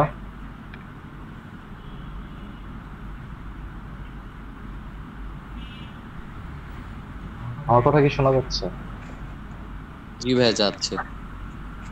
তাহলে হয়তো স্পিড ফোর নেটওয়ার্কের সমস্যা। জি ভাই শোনা তো যাচ্ছে। আচ্ছা ঠিক আছে, ফাইন। ভাই এখানে টিটা কি? টিটা হচ্ছে তারের না একটা তারের হচ্ছে হোয়াইট পুরুত্ব। নাকি? হ্যাঁ, উইডথ হচ্ছে এইটা, মানে টিটা হচ্ছে, এই ডিটা হচ্ছে আসলে যেই বরাবর হল ভোল্টেজটা তৈরি হচ্ছে ওই ডাইমেনশনের ইয়াটা লেন্থটা। এখন ওটা যদি এই বরাবর হতো, ম্যাগনেটিক ফিল্ডটা ধরো তুমি এমন ভাবে দিছো যাতে করে এই বরাবর হয়েছে হল ভোল্টেজ, হইতেই পারে, তো তখন ওইটা হচ্ছে ডি, এটা হচ্ছে টি। বুঝতে পেরেছি? ডি হচ্ছে যেই বরাবর হল ভোল্টেজটা তৈরি হয়েছে, যেখানে ডি কে কিন্তু ওইভাবে আমরা রিপ্লেস করছি। যেই বরাবর হল ভোল্টেজ তৈরি হয়েছে ওইটাকে আমরা ডি নিচ্ছি। টি হচ্ছে তার পারপেন্ডিকুলার যেই ডাইমেনশনটা। বুঝতে পেরেছো? এটা টি বাদে অন্য কিছু নিলে ভালো হতো। টিটা সময় সময় মনে করি। টি এখন এটা তোমার বইতে এই জিনিস দিয়ে আছে, এই জিনিসটা আমি নিজে আবিষ্কার করিনি। তো বইতে ইনফ্যাক্ট এই যে এটা সরাসরি সূত্র ডিআই বাই এনটি কিউ। আমি ধরো সবই ভুলে যেতে পারি, এখানে যা আছে সবই আমি হয়তো ভুলে যেতে পারি, বাট এই জিনিস আমি কখনোই ভুলবো না। এটা হচ্ছে বসে বসে মুখস্থ করতাম, DI equal to DI by NT Q. তুমি আসলে এত কিছু যদি তোমার মাথায় না থাকে, তুমি জাস্ট এটা করে রাখবা। ডেফিনেটলি আমাদের সবই বুঝতে হবে, সবই আমরা বুঝবো এট সার্টেন পয়েন্ট অফ লাইফ। দেখা যায় অ্যাডমিশন সিজনে তুমি বুয়েট এক্সাম দিতে যাচ্ছ, তখন এগুলো তুমি সবই বুঝবা। এই মোমেন্টে দেখা যায় তুমি ইভেন বোর্ড পরীক্ষা দিতে যাওয়া, কলেজের টেস্ট পরীক্ষা দিতে যাওয়া, তখন এরকম অনেক টপিক থাকবে এখানে, এগুলো তুমি কখনো ক্লিয়ার হবে না। কারণ তুমি হয়তো একবার বা দুইবার তিনবার করছো, এগুলো আসলে অনেক বেশিবার পড়া লাগে। আর যখন এইখানে তুমি চুম্বক চ্যাপ্টার পড়তেছো, তুমি সবকিছু বুঝবা। যেই তুমি আরেক চ্যাপ্টার এখানে ধরো সামনের চ্যাপ্টারটাতে তাড়িৎ চুম্বক আবেশ করবা, তখন আবার এই চ্যাপ্টারের অর্ধেকের বেশি ভুলে যাবে। তো যদি ভুলে টুলে যাওয়া শুরু করি, তখন এই যে বসে বসে যে বোর্ড যে জিনিসগুলো আছে এগুলা পড়ে পরীক্ষার হলে চলে যাবে। ভাই তারপরে ভাই এই চ্যাপ্টারটা মানে আমার এই 14 নম্বর চ্যাপ্টার 15 নম্বর চ্যাপ্টার জানি সব থেকে কঠিন লাগছে আমার। কোন 15 নম্বর চ্যাপ্টার? রানিং মানে ফিজিক্সের সব থেকে কঠিন লাগছে। এটা তো অ্যাকচুয়ালি কঠিন চ্যাপ্টার, মানে ওটা তো অনেক বেশি ভিজুয়ালাইজ করা, ভেক্টর এই সেই বহুত জিনিস আছে না। তো আমরা আসলে কঠিন জিনিসগুলো পড়ে ফেলছি, এখন আমাদের সামনে যা আছে এগুলো most of the things are অনেক অনেক ইজি আর কি। এখন শেষ আর কি, চ্যাপ্টার শেষ, সামনে কিছু টুকটাক জ্ঞানমূলক কোনো কোশ্চেন বাকি আছে। ঠিক আছে, তো এই হচ্ছে আমাদের হল ভোল্টেজ। হল ভোল্টেজ থেকে এই যে এত জটিল একটা জিনিস করলাম, বাট এখান থেকে অ্যাকচুয়ালি কোশ্চেন যদি আসে DI by NT Q, even কোশ্চেনে তোমাকে বলে দিবে যে একটি আয়তকার প্রস্থচ্ছেদের পরিবাহীর তড়িৎ প্রবাহ এত, এই সে তোমাকে এইটাও পর্যন্ত ফিক্স করে বলে দিই যে এটা একটা আয়তকার প্রস্থচ্ছেদের পরিবাহী। ঠিক আছে, জেনারেলি এইভাবে থাকে কোশ্চেন।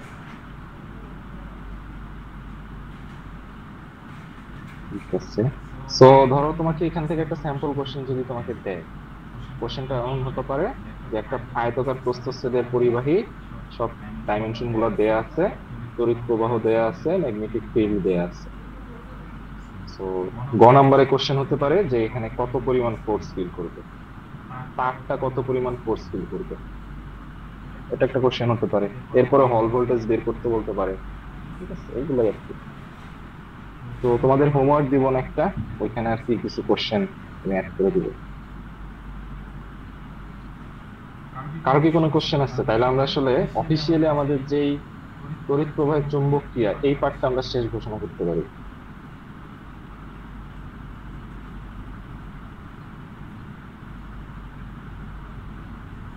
ঠিক আছে, ভালো। নাই, কিন্তু সামনে হবে। ইনশাল্লাহ সামনে হলে তুমি আমাকে শেয়ার করে দিবা, যারই হোক সে শেয়ার করবা। আমি আসলে সবকিছু ধরে ধরে পড়াইছি ফুটে ফুটে, এই টপিক এই পার্টটাতে একটা জিনিস আমি বাদ রাখলাম এবং তোমাদের জন্যই রেখে দিলাম, সেটা হচ্ছে এই যে হল ইফেক্ট। এইটা দিয়ে আসলে মানে হল ইফেক্ট অ্যাকচুয়ালি অনেক আগের টপিক, তো মানে অনেক আগের আবিষ্কার, বুঝতেই পারতেছো, খুবই অ্যানালগাস একটা জিনিস। সো হল ইফেক্টটা যখন আবিষ্কার হলো, এইটা দিয়ে এই যে যে আধান বাহক যারা, আধান বাহক কি পজিটিভ চার্জ নাকি নেগেটিভ চার্জ, ইলেকট্রন নাকি হোল, সে আধান বাহকের যে টাইপ সেটাকে আসলে হল ভোল্টেজ দিয়ে মেজার করা যায়। এই জিনিসটা বইতে এক্সপ্লেন করা দেওয়া হয়। তো আশা করি ওটা যদি তুমি দেখো, পড়ো, এবং হচ্ছে আমাদের যেই ক্লিনিং এর লেফট হ্যান্ড রুল, বা আমরা যেভাবে আর কি যে তড়িৎ প্রবাহের দরুন ফোর্স, যেটা এটা যে ডিরেকশনে ফোর্সটা তৈরি হয়, ওইখানে তো পজিটিভ চার্জ গুলো জমা হবে। আর যদি এখানে ইলেকট্রন হতো, আধান বাহক যদি ইলেকট্রন হতো, আধান বাহক ইলেকট্রন হলে বিপরীত দিকে গিয়ে জমা হতো। এই সো এই হল ভোল্টেজের কনসেপ্টটা ব্যবহার করে আধান বাহকের টাইপটা জানা যায়। ওই জিনিসটা জাস্ট হচ্ছে বইতে হয়তো এক প্যারা লেখা আছে, এটা একটু পড়ো, বুঝলে আমাকে জানো। ওটা আমি তোমাদের হাতে ছেড়ে দিলাম, বাচ্চাদের জিনিস। ঠিক আছে, তাহলে আমরা আমাদের অফিসিয়ালি আমাদের এই তড়িৎ প্রবাহ চুম্বক ক্রিয়া এই টপিকটা আমরা শেষ ঘোষণা করতেছি। তোমাদের হোমওয়ার্ক দিব, অনেকগুলো ম্যাথ করতে দিব, এটা তোমরা টাইম নিয়ে করলে ফুল চ্যাপ্টারের একটা ওভারভিউ পেয়ে যাবে। এবার আমরা আমাদের এই চ্যাপ্টারের সেকেন্ড পার্ট, যেটা কম্পারেটিভলি ইজি এবং থিওরিটিক্যাল পার্ট, মানে থিওরিটিক্যাল বলতে আর কি সমাজ বিজ্ঞান টাইপের আর কি, সেই পার্টটাতে চলে যায়। সেই পার্টটা বেশ এনজয়েবল একটা পার্ট।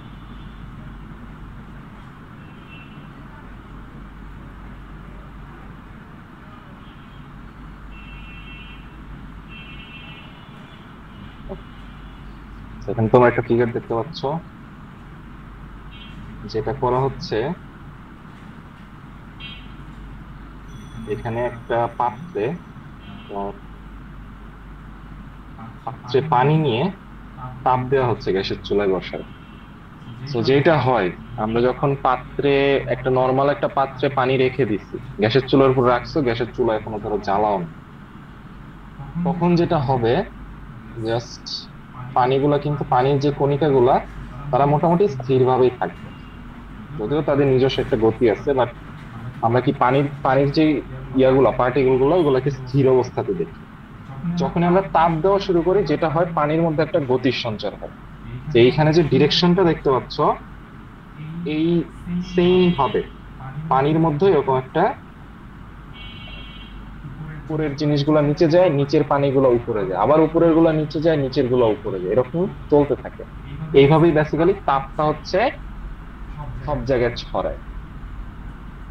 তো তুমি এখানে তাপ দেওয়া শুরু করছো, নিচের যে পানির কণিকা গুলা, এগুলা কি হয়েছে, গরম হয়ে গেছে, উপরের গুলাতে এখনো তাপ পৌঁছায় না। তো যেটা হবে, ডেফিনেটলি যখন কোনো কিছু গরম হয়, তো ওটা হালকা হয়ে যায়। হালকা হওয়ার রিজন হচ্ছে এখানে ডেনসিটি কমে যায়। আসলে গরম হলে তো অনুপরমাণু গুলা কি, যে এখানে দেখা যাচ্ছে দূরে দূরে সরে গেছে, আর ঠান্ডা হলে কি তারা কাছাকাছি কাছাকাছি আছে, মানে এখানে ডেনসিটি বেশি, এখানে ডেনসিটি কম। সো এই পার্টটাতে পানির কণাগুলো হচ্ছে হালকা, পানি হচ্ছে এখানে লাইটার, এখানে হচ্ছে ডেন্স।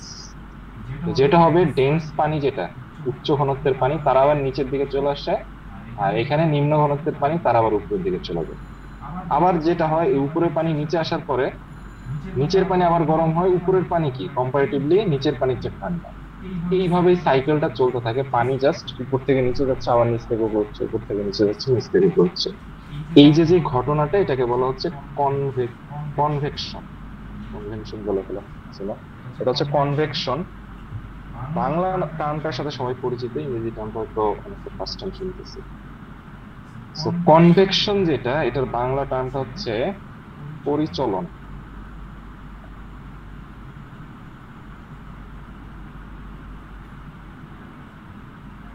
পরিচলন। এখানে আবার আরো কিছু জিনিস দেখতেছি, এগুলো যদি আমাদের আসলে কনসার্ন না। রেডিয়েশন হচ্ছে বিকিরণ, এগুলো সবই এক একটা তাপীয় ঘটনা আর কি। কন্ডাকশন হচ্ছে তাপ পরিবহন, অর্থাৎ একটা পার্টিকেল থেকে, এক ধরনের পার্টিকেল থেকে আরেক ধরনের পার্টিকেলে যে তাপ সঞ্চালিত হয়, এটা হচ্ছে পরিবহন। পরিচলন হচ্ছে এই যে এই জিনিসটা, এক জায়গা থেকে আরেক জায়গায়। এখন এই যে যে পরিচলন, এই জিনিসটা অ্যাকচুয়ালি আমরা এই চ্যাপ্টারে এসে কেন করতেছি?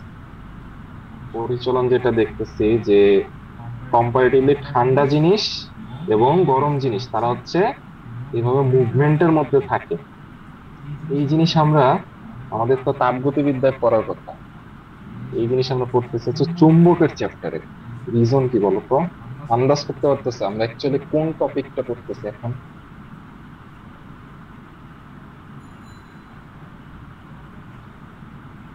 ঠিক আছে, বোঝানোর জন্য ওটাই করছেন? অ্যাকচুয়ালি না, আমাদের এই যে কনভেকশন, পরিচলন, এই সেম ঘটনাটাই ঘটে, যেখানে পজিটিভ কি বলে, ঠান্ডা জিনিস গরম জায়গায় যাচ্ছে, গরম জিনিস ঠান্ডা জায়গায় যাচ্ছে। সেম ঘটনাটাই কোথায় ঘটে? আমাদের পৃথিবীর কেন্দ্রে।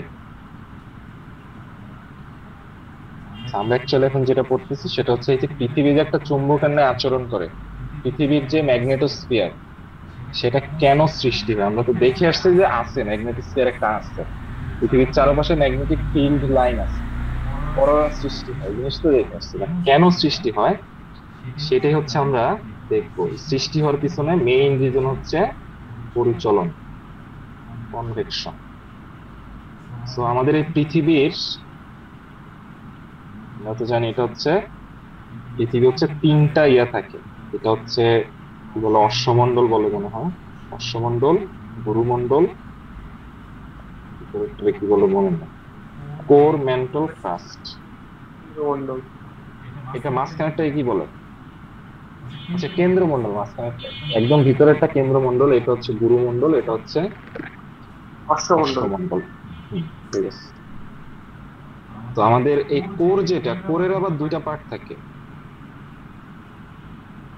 কোর যেটা,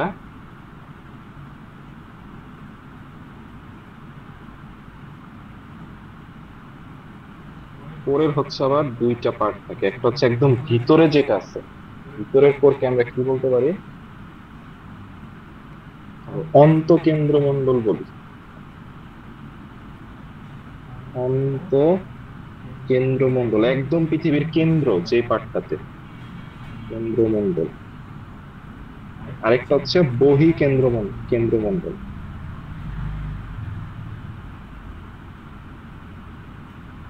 সেরকম দুইটা ডিভিশন আছে কেন্দ্রমণ্ডলের মধ্যে। এখন আমাদের ইয়া যেটা, অশ্বমণ্ডল যেটা বা ক্রাস্ট যেটা, এটা তো অ্যাজ ইউজুয়াল এটার সাথে আমরা পরিচিত, মাটি টাটি এইসব আছে, পাথর, শিলা, হাবিজাবি এইসব আছে। এটা আমাদের কনসার্ন শুরু হবে হচ্ছে ইয়া থেকে, মেন্টল থেকে, এটা থেকে। গুরুমণ্ডল থেকে অ্যাকচুয়ালি আমাদের আলোচনা। গুরুমণ্ডলের এখানে যেহেতু প্রচুর পরিমাণে চাপ এবং তাপ আছে, গুরুমণ্ডল থেকেই কিন্তু আমাদের যেই লৌহ নিকেল ফেরাত, লৌহ নিকেল কোবাল্ট বা নিফে যেটা, নিকেল এবং ফেরাসই তো বেশি থাকে পৃথিবীর কেন্দ্রের দিকে। So, ওরা কিন্তু আসলে তরল হইতে শুরু করে, যেহেতু নিচের দিকে যত নিচে যাব টেম্পারেচার তত বেশি, যত নিচে যাব প্রেসার তত বেশি। তো এই গুরুমণ্ডল থেকেই ওরা আসলে তরল হওয়া শুরু করে। যে এই জায়গাগুলোতে অ্যাকচুয়ালি আসলে তরল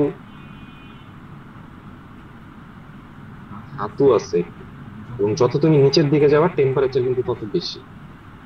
এখন মজার বিষয়টা হচ্ছে একদম সেন্টার যেটা, যে অন্তঃকেন্দ্র মণ্ডল যেটা, ওটা কিন্তু আবার সলিড। এটা কিন্তু সলিড, এটা হচ্ছে লিকুইড।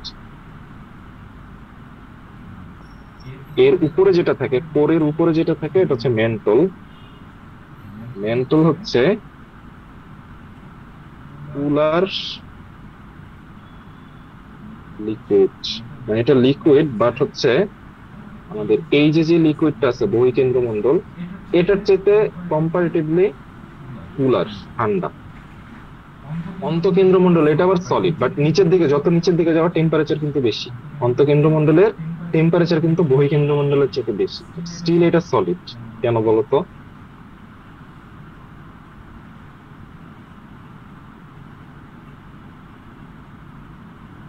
ইজি একটা জিনিস,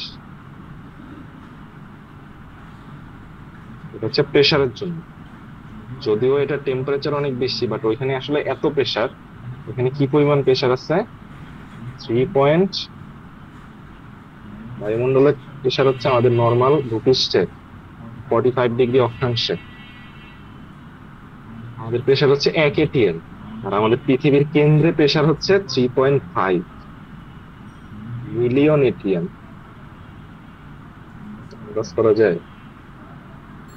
সো হিউজ পরিমাণ প্রেসার, এই জন্য ওই প্রেসারের জন্য হচ্ছে অন্তঃকেন্দ্র মণ্ডলটা সলিড হয়। সো অন্তঃকেন্দ্র মণ্ডল নিয়ে আমাদের আলোচনা না, আমাদের হচ্ছে বহিঃকেন্দ্র মণ্ডল এবং ম্যান্টল, এই দুইটা নিয়ে আমাদের ডিসকাশন। এই দুইটা জায়গাতেই আমরা এই কনভেকশনটা দেখতে পাই।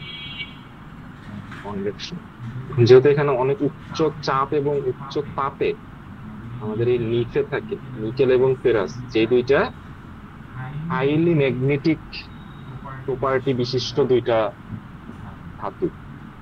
মানে ইনফ্যাক্ট আমরা সামনে গিয়ে পড়বো প্যারাচুম্বক, ফেরোচুম্বক, ডায়াচুম্বক, লৌহ নিকেল, কোবাল্ট, এই তিনটা হচ্ছে ফেরোচুম্বক পদার্থ। তার মানে এদের চুম্বক বৈশিষ্ট্য হচ্ছে সবচাইতে বেশি। এই জন্য এই যে দুইটা জিনিস, এই দুইটা তো বেশি থাকে। ওরা লিকুইড ফর্মে থাকে, ওরা চার্জিত থাকে, এবং ওদের মধ্যে এরকম পরিচলন হয়।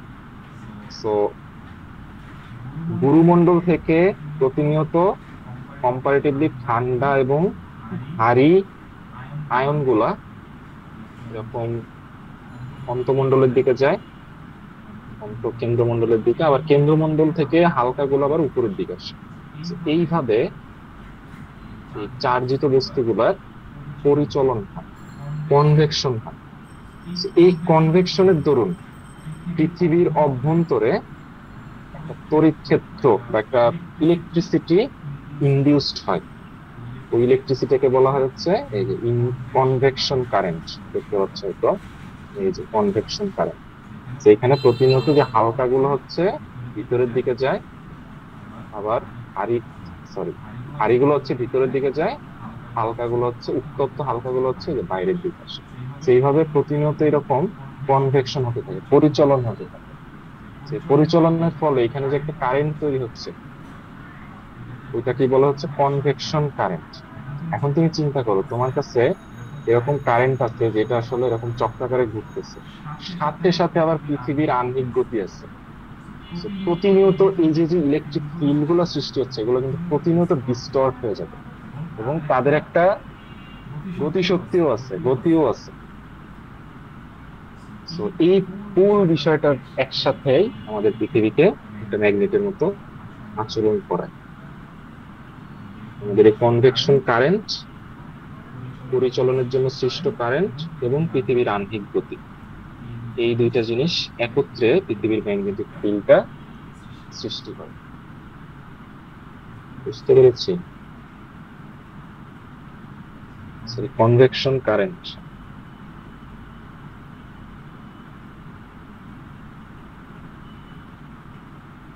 এই যে কনভেকশন কারেন্ট সৃষ্টি হওয়ার যে প্রসেসটা, বা এই যে কনভেকশন কারেন্ট, পৃথিবী যে একটা আহ, অনেক বড় একটা ইলেকট্রিক ফিল্ড পৃথিবীর অভ্যন্তরে আছে, এই জন্য পৃথিবীকে বলা হয় হচ্ছে, কি বলা হয়, জিওডায়নামো।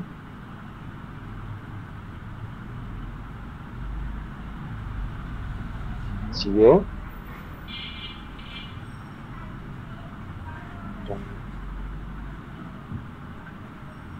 সেই কনভেকশন কারেন্ট এবং পৃথিবীর যেই আহ্নিক গতি, আহ্নিক গতির ইংরেজি কি?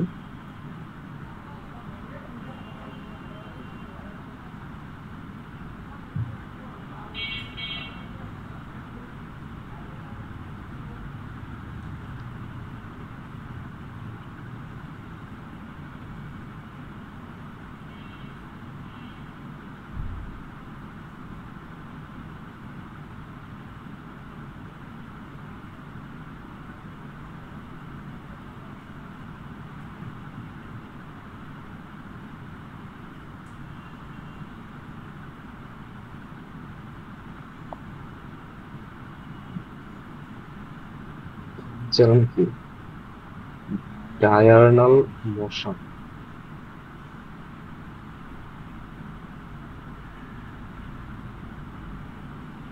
হচ্ছে এই দুইটা মিলে হচ্ছে আমাদের ম্যাগনেটোস্ফিয়ারটা তৈরি করে।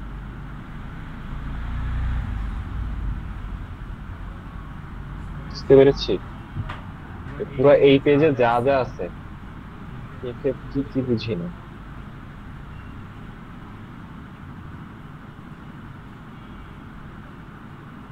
ঠিক আছে, আশা করি সবাই বুঝতে পেরেছি।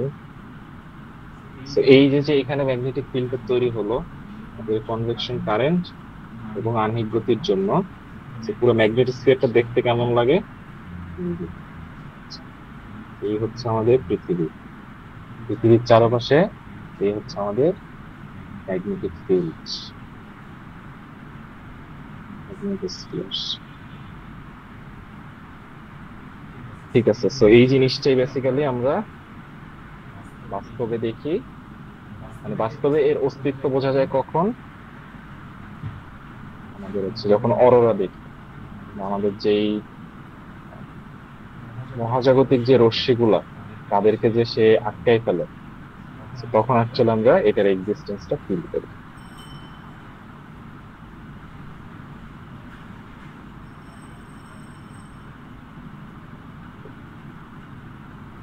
ঠিক আছে, এই হচ্ছে আমাদের পৃথিবীর ম্যাগনেটোস্ফিয়ার তৈরির প্রসেস। এবার হচ্ছে আমরা পৃথিবীর ম্যাগনেটোস্ফিয়ারটা নিয়ে একটু ভালো মতো শিখি। এইখানে হচ্ছে আমাদের পৃথিবী আছে, হচ্ছে আমাদের পৃথিবী। এটা হচ্ছে পৃথিবীর জিওগ্রাফিক নর্থ পোল সাউথ পোলের মধ্যে যেই ইয়েটা, তার মানে এটা হচ্ছে আমাদের পৃথিবীর ভৌগোলিক উত্তর মেরু।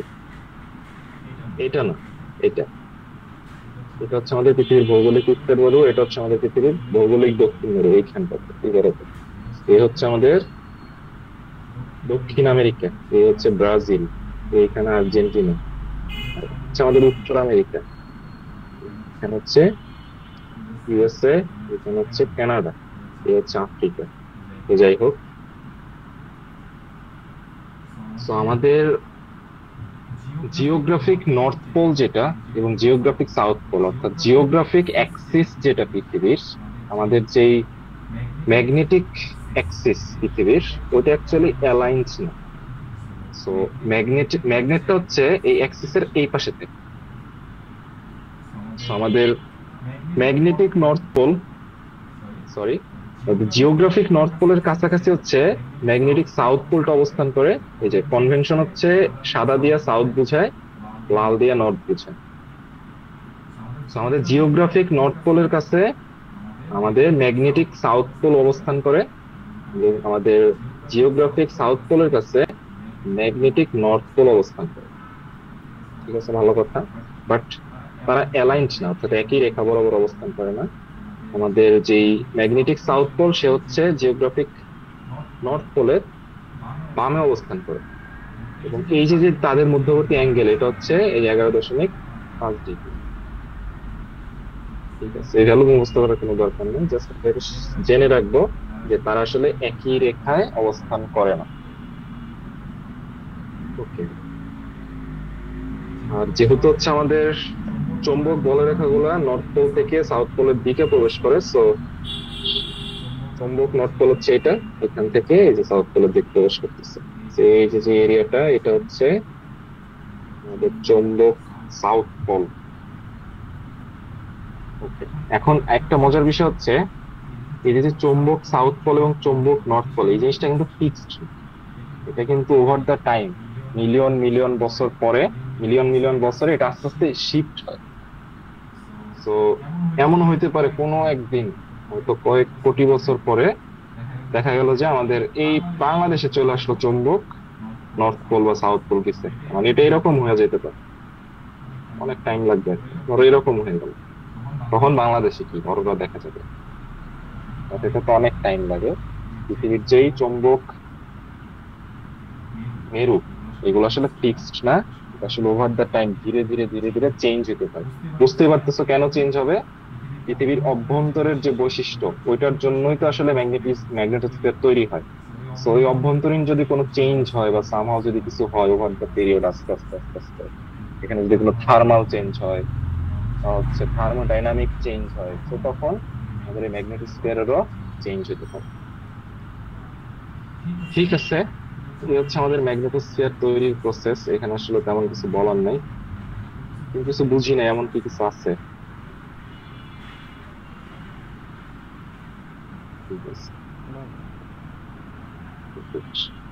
এখানে আসলে এরকম জটিল কোনো কিছু নাই আসলে। ওকে, এখানে কিছু জিনিস আছে, এগুলো আমরা আস্তে আস্তে দেখতেছি কি লেখা আছে। তো ধরো ঢাকা হচ্ছে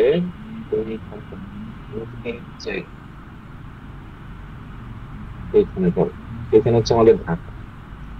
সো আমরা যদি ঢাকা বসে আমরা একটা চুম্বক ঝুলাই, তুমি একটা দণ্ড চুম্বক ঢাকা বসে ঝুলাইছে, তো তখন কি হবে? দণ্ড চুম্বক কি ডেফিনেটলি নর্থ সাউথ বরাবর অবস্থান করবে। তো তুমি একটু ইমাজিন করো যে ফিগারটা না দেখে তুমি একটু ইমাজিন করো যে তোমার এই যেগুলো চৌম্বক বলরেখাগুলা এগুলো হচ্ছে, ধরো যে এটা হচ্ছে ধরো ফর এক্সাম্পল গ্রিনল্যান্ড বা নরওয়ে ওই সব এলাকা, ওইখানে গিয়ে তুমি একটা দণ্ড চুম্বক ঝুলাইছে। দণ্ড চুম্বক কি করবে? দণ্ড চুম্বক দেখবে যে আমার নর্থ পোল দেখে আমার পায়ের তলে, সরি সাউথ পোল আমার পায়ের নিচে, ওর আমার যে দণ্ড চুম্বকটা আমি ঝুলাচ্ছি ওর যে নর্থ পোল আছে ও কি করবে? একদম খাড়া হয়ে নিচের দিকে ইয়া করে থাকবে না? বুঝতে পারছি? জি ভাই। অনেকে বুঝো নাই, আমি বুঝতে পারতেছি জিনিসটা। বুঝো নাই কি একটু?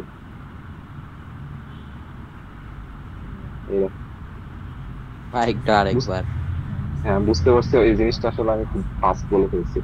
তো ধরো এখানে তোমার একটা চুম্বক রাখা আছে তোমার পায়ের নিচে, চুম্বকের সাউথ এটা নর্থ এটা, তুমি যদি এইখানে বসে একটা চুম্বক ঝুলাও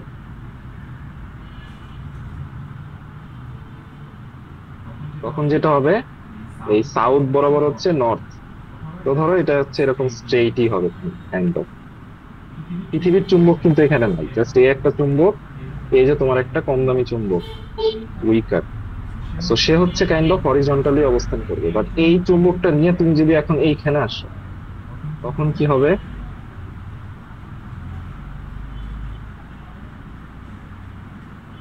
তখন যেটা হবে এই ধরো তুমি এখানে নিয়ে আসলে, তখন দেখো এই চুম্বকটা কিন্তু আর এরকম হরিজন্টাল থাকবে না, ও হচ্ছে আর খাড়া হয়ে যাবে, তাই না? যেরকম খাড়া হয়ে যাবে না, ও তো দেখতেছে আমার নর্থ তো সাউথ তো আমার নিচে আছে, সো ও তো আর হরিজন্টাল থাকতে পারবে না, এরকম খাড়া হয়ে যাবে। বুঝতে পেরেছি? এই ঘটনাটা অ্যাকচুয়ালি, এবার এটা যদি পৃথিবীর ভূচুম্বক হয় সেম ঘটনা পৃথিবীতেও ঘটে। আমাদের এই হচ্ছে সাউথ পোল, পৃথিবীর চুম্বকের সাউথ পোল, এই হচ্ছে নর্থ পোল। তুমি যদি একদম মেরুতে যাও, আমাদের যে ম্যাগনেটিক সাউথ পোল যেটা আছে ওইখানে গেলে যেটা হয় যে এক্স্যাক্টলি এরকম ঘটনা ঘটে। তুমি একটা দণ্ড চুম্বক ঢাকা বসে ঝুলাইলে এটা হরিজন্টাল, কাইন্ড অফ হরিজন্টালি অবস্থান করে, বাট তুমি যদি মেরুতে গিয়ে ঝুলাও ও কি করে, অনেক একদম পুরাই খাড়া হয়ে যায় 90 ডিগ্রি। এই যে আমরা একটা দণ্ড চুম্বক ঝুলাইলে সে যে আনুভূমিকের সাথে এক এক জায়গায়, পৃথিবীর এক এক জায়গায় এক এক রকম অ্যাঙ্গেল তৈরি করে। তুমি এখানে বসে ঝুলাইছিলা, সে আনুভূমিকের সাথে 0 ডিগ্রি অ্যাঙ্গেল তৈরি করছে। তুমি এখানে গিয়ে ঝুলাইছো, মেরুতে গিয়ে ঝুলাইছো, সে 90 ডিগ্রি অ্যাঙ্গেল কমপ্লিট করবে, সৃষ্টি করবে। এই যে যে আনুভূমিকের সাথে একটা মুক্তভাবে একটা চুম্বককে ঝুলালে সে আনুভূমিকের সাথে যে কোণ সৃষ্টি করে ওইটাকে বলা হয় হচ্ছে বিনতি কোণ, ইনক্লাইন অ্যাঙ্গেল। এটাকে কি বলে? বিনতি কোণ, ইনক্লাইনেশন।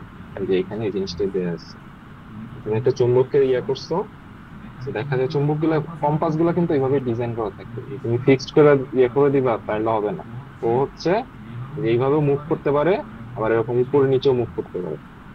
তো তুমি যদি এই কম্পাসটাকে নিয়ে নরওয়েতে যাও, তখন দেখা যাবে যে কম্পাস যেরকম খারাপ হয়ে যেতে যাচ্ছে। আর এটা নিয়ে যদি তুমি ঢাকায় অবস্থান করো বা তুমি যদি বিষুবীয় অঞ্চলের আশেপাশে অবস্থান করো পৃথিবীর মাঝ বরাবর, তখন যেটা হবে সে আসলে হরিজন্টালি থাকবে, কারণ তাকে আসলে দুই সাইড থেকে সমান পরিমাণ ফোর্সে টানতেছে। তুমি নরওয়েতে গেলে যেটা হবে নিচ থেকে অনেক বেশি পরিমাণ ফোর্সে টানবে। বুঝতে পেরেছি?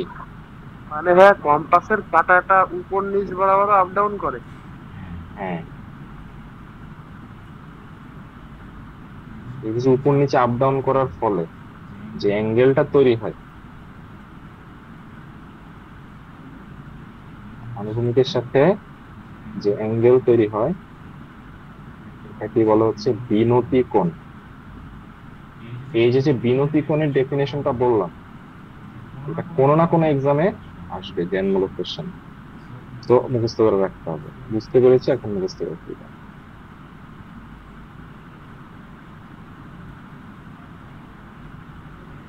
এটা হচ্ছে বিনতি কোণ।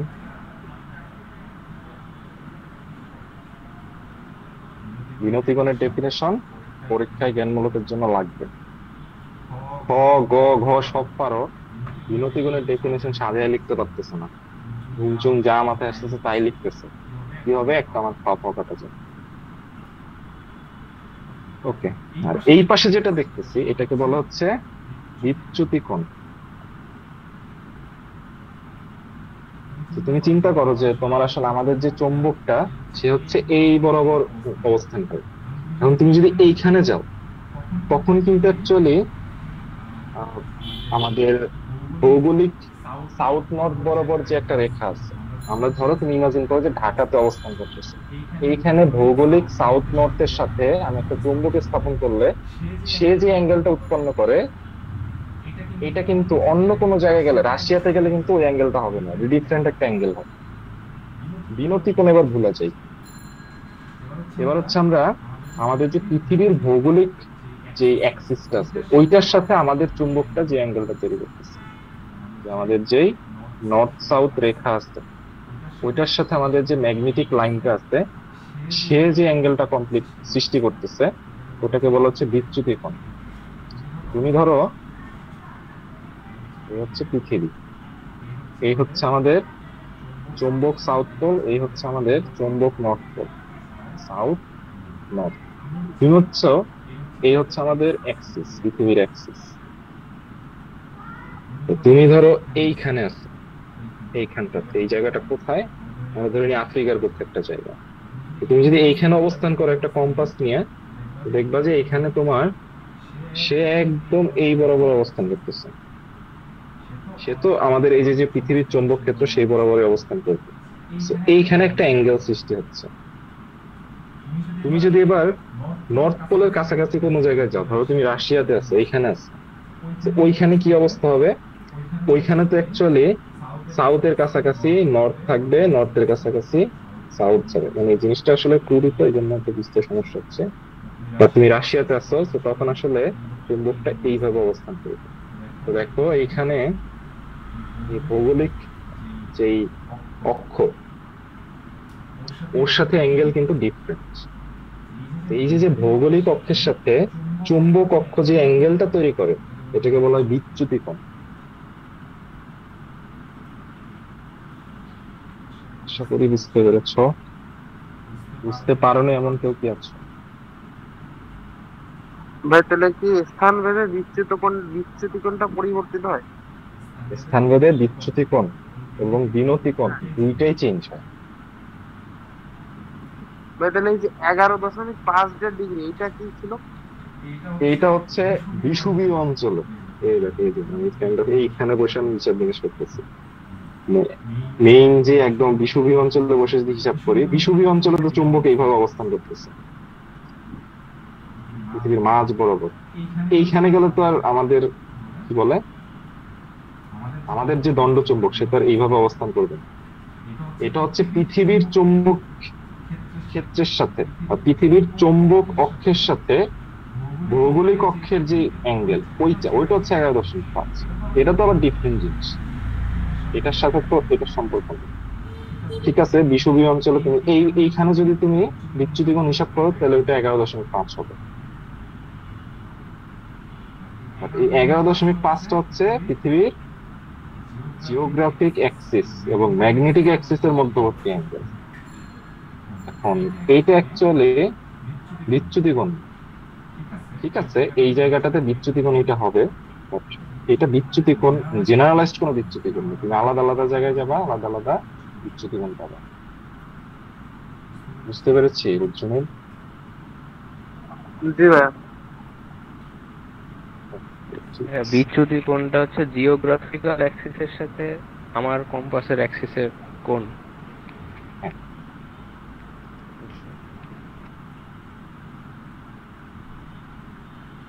বিনতি কোণ হচ্ছে তোমার কম্পাসটা হরিজন্টাল অ্যাক্সিসের সাথে যে অ্যাঙ্গেলটা তৈরি করতেছে, হরিজন্টাল দিকের সাথে, ওইটা হচ্ছে বিনতি কোণ। ঠিক আছে, এইখানে এই যে এই টপিকটাতে অ্যাকচুয়ালি বা এই পার্টটাতে আসলে সব এই ধরনের টপিকই। এখন আমরা এই একটা প্রবলেম সলভ করি।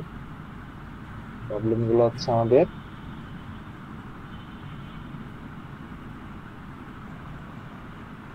হ্যাঁ, এমনি একটা কোশ্চেন ছিল, হলো এই ম্যাগনেটিক ফিল্ডের সাথে কি গ্র্যাভিটির কোনো সম্পর্ক আছে? ম্যাগনেটিক ফিল্ডের সাথে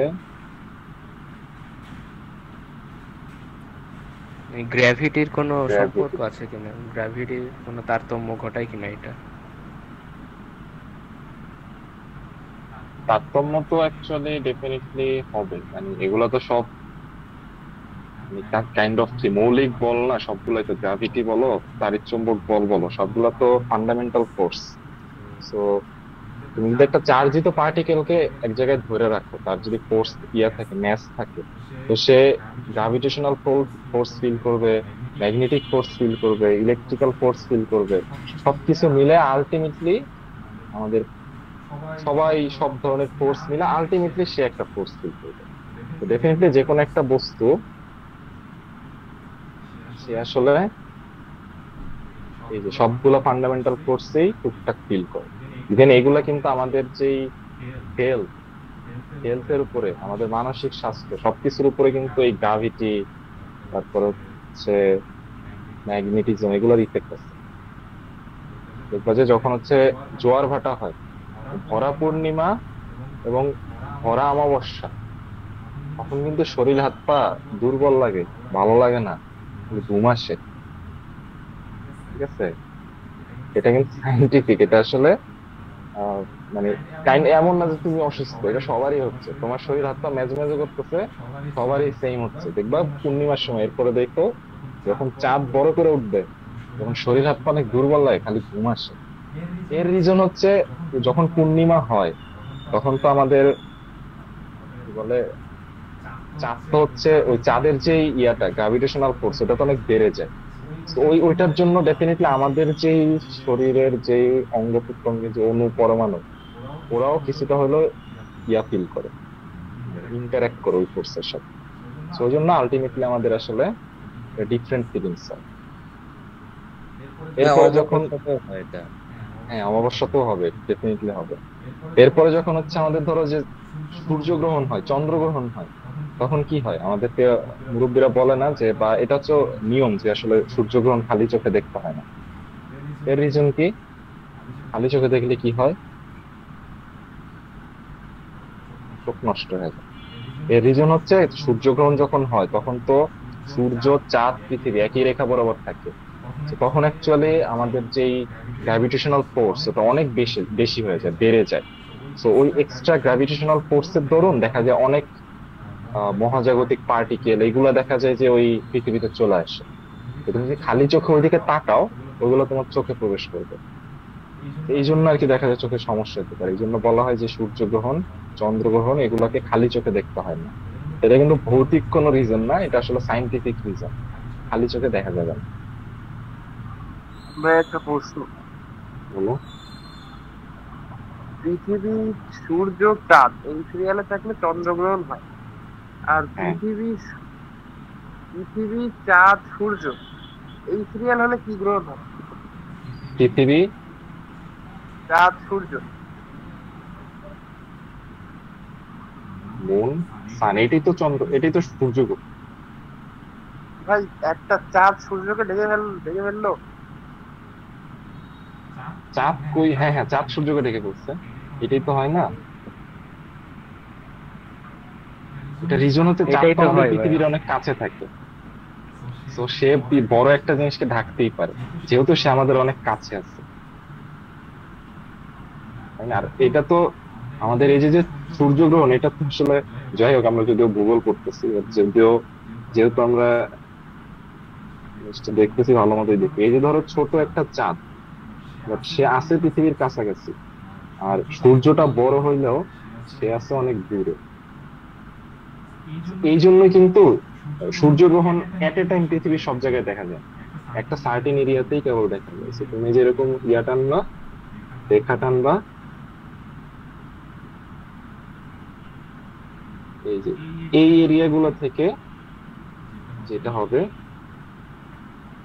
এই এরিয়া গুলোর যে মানুষজন যারা আছে ওরা কি এই যে চাঁদের জন্য সূর্যকে দেখতে পাবে। তো ওরা আসলে সূর্যগ্রহণ দেখবে, বাট ওরা কিন্তু ঠিকই দেখতেছে সূর্যকে। ঠিক আছে, আমরা কিন্তু ঠিকই দেখতেছি। But এই এরিয়াতে যারা আছে তারা সূর্যকে দেখতে পাচ্ছে। So, চন্দ্র ছোট হলেও বড় একটা সূর্যকে ঢেকে ফেলতে পারে, কারণ হচ্ছে চাঁদ পৃথিবীর কাছাকাছি আছে। ঠিক আছে, এরকম মহাবিশ্ব আসলে অনেক বিস্ময়কর জিনিস করতেছে, এগুলো আসলে আমাদের চিন্তারও বাইরে। এটা তো জাস্ট আমরা আমাদের সৌরজগৎ নিয়ে চিন্তা করতেছি, সেরকম সৌরজগৎ, গ্যালাক্সি, ইউনিভার্স, বিস্ময়কর জিনিস করতেছে। যাই হোক, আমরা একটু ম্যাথ সলভ করি।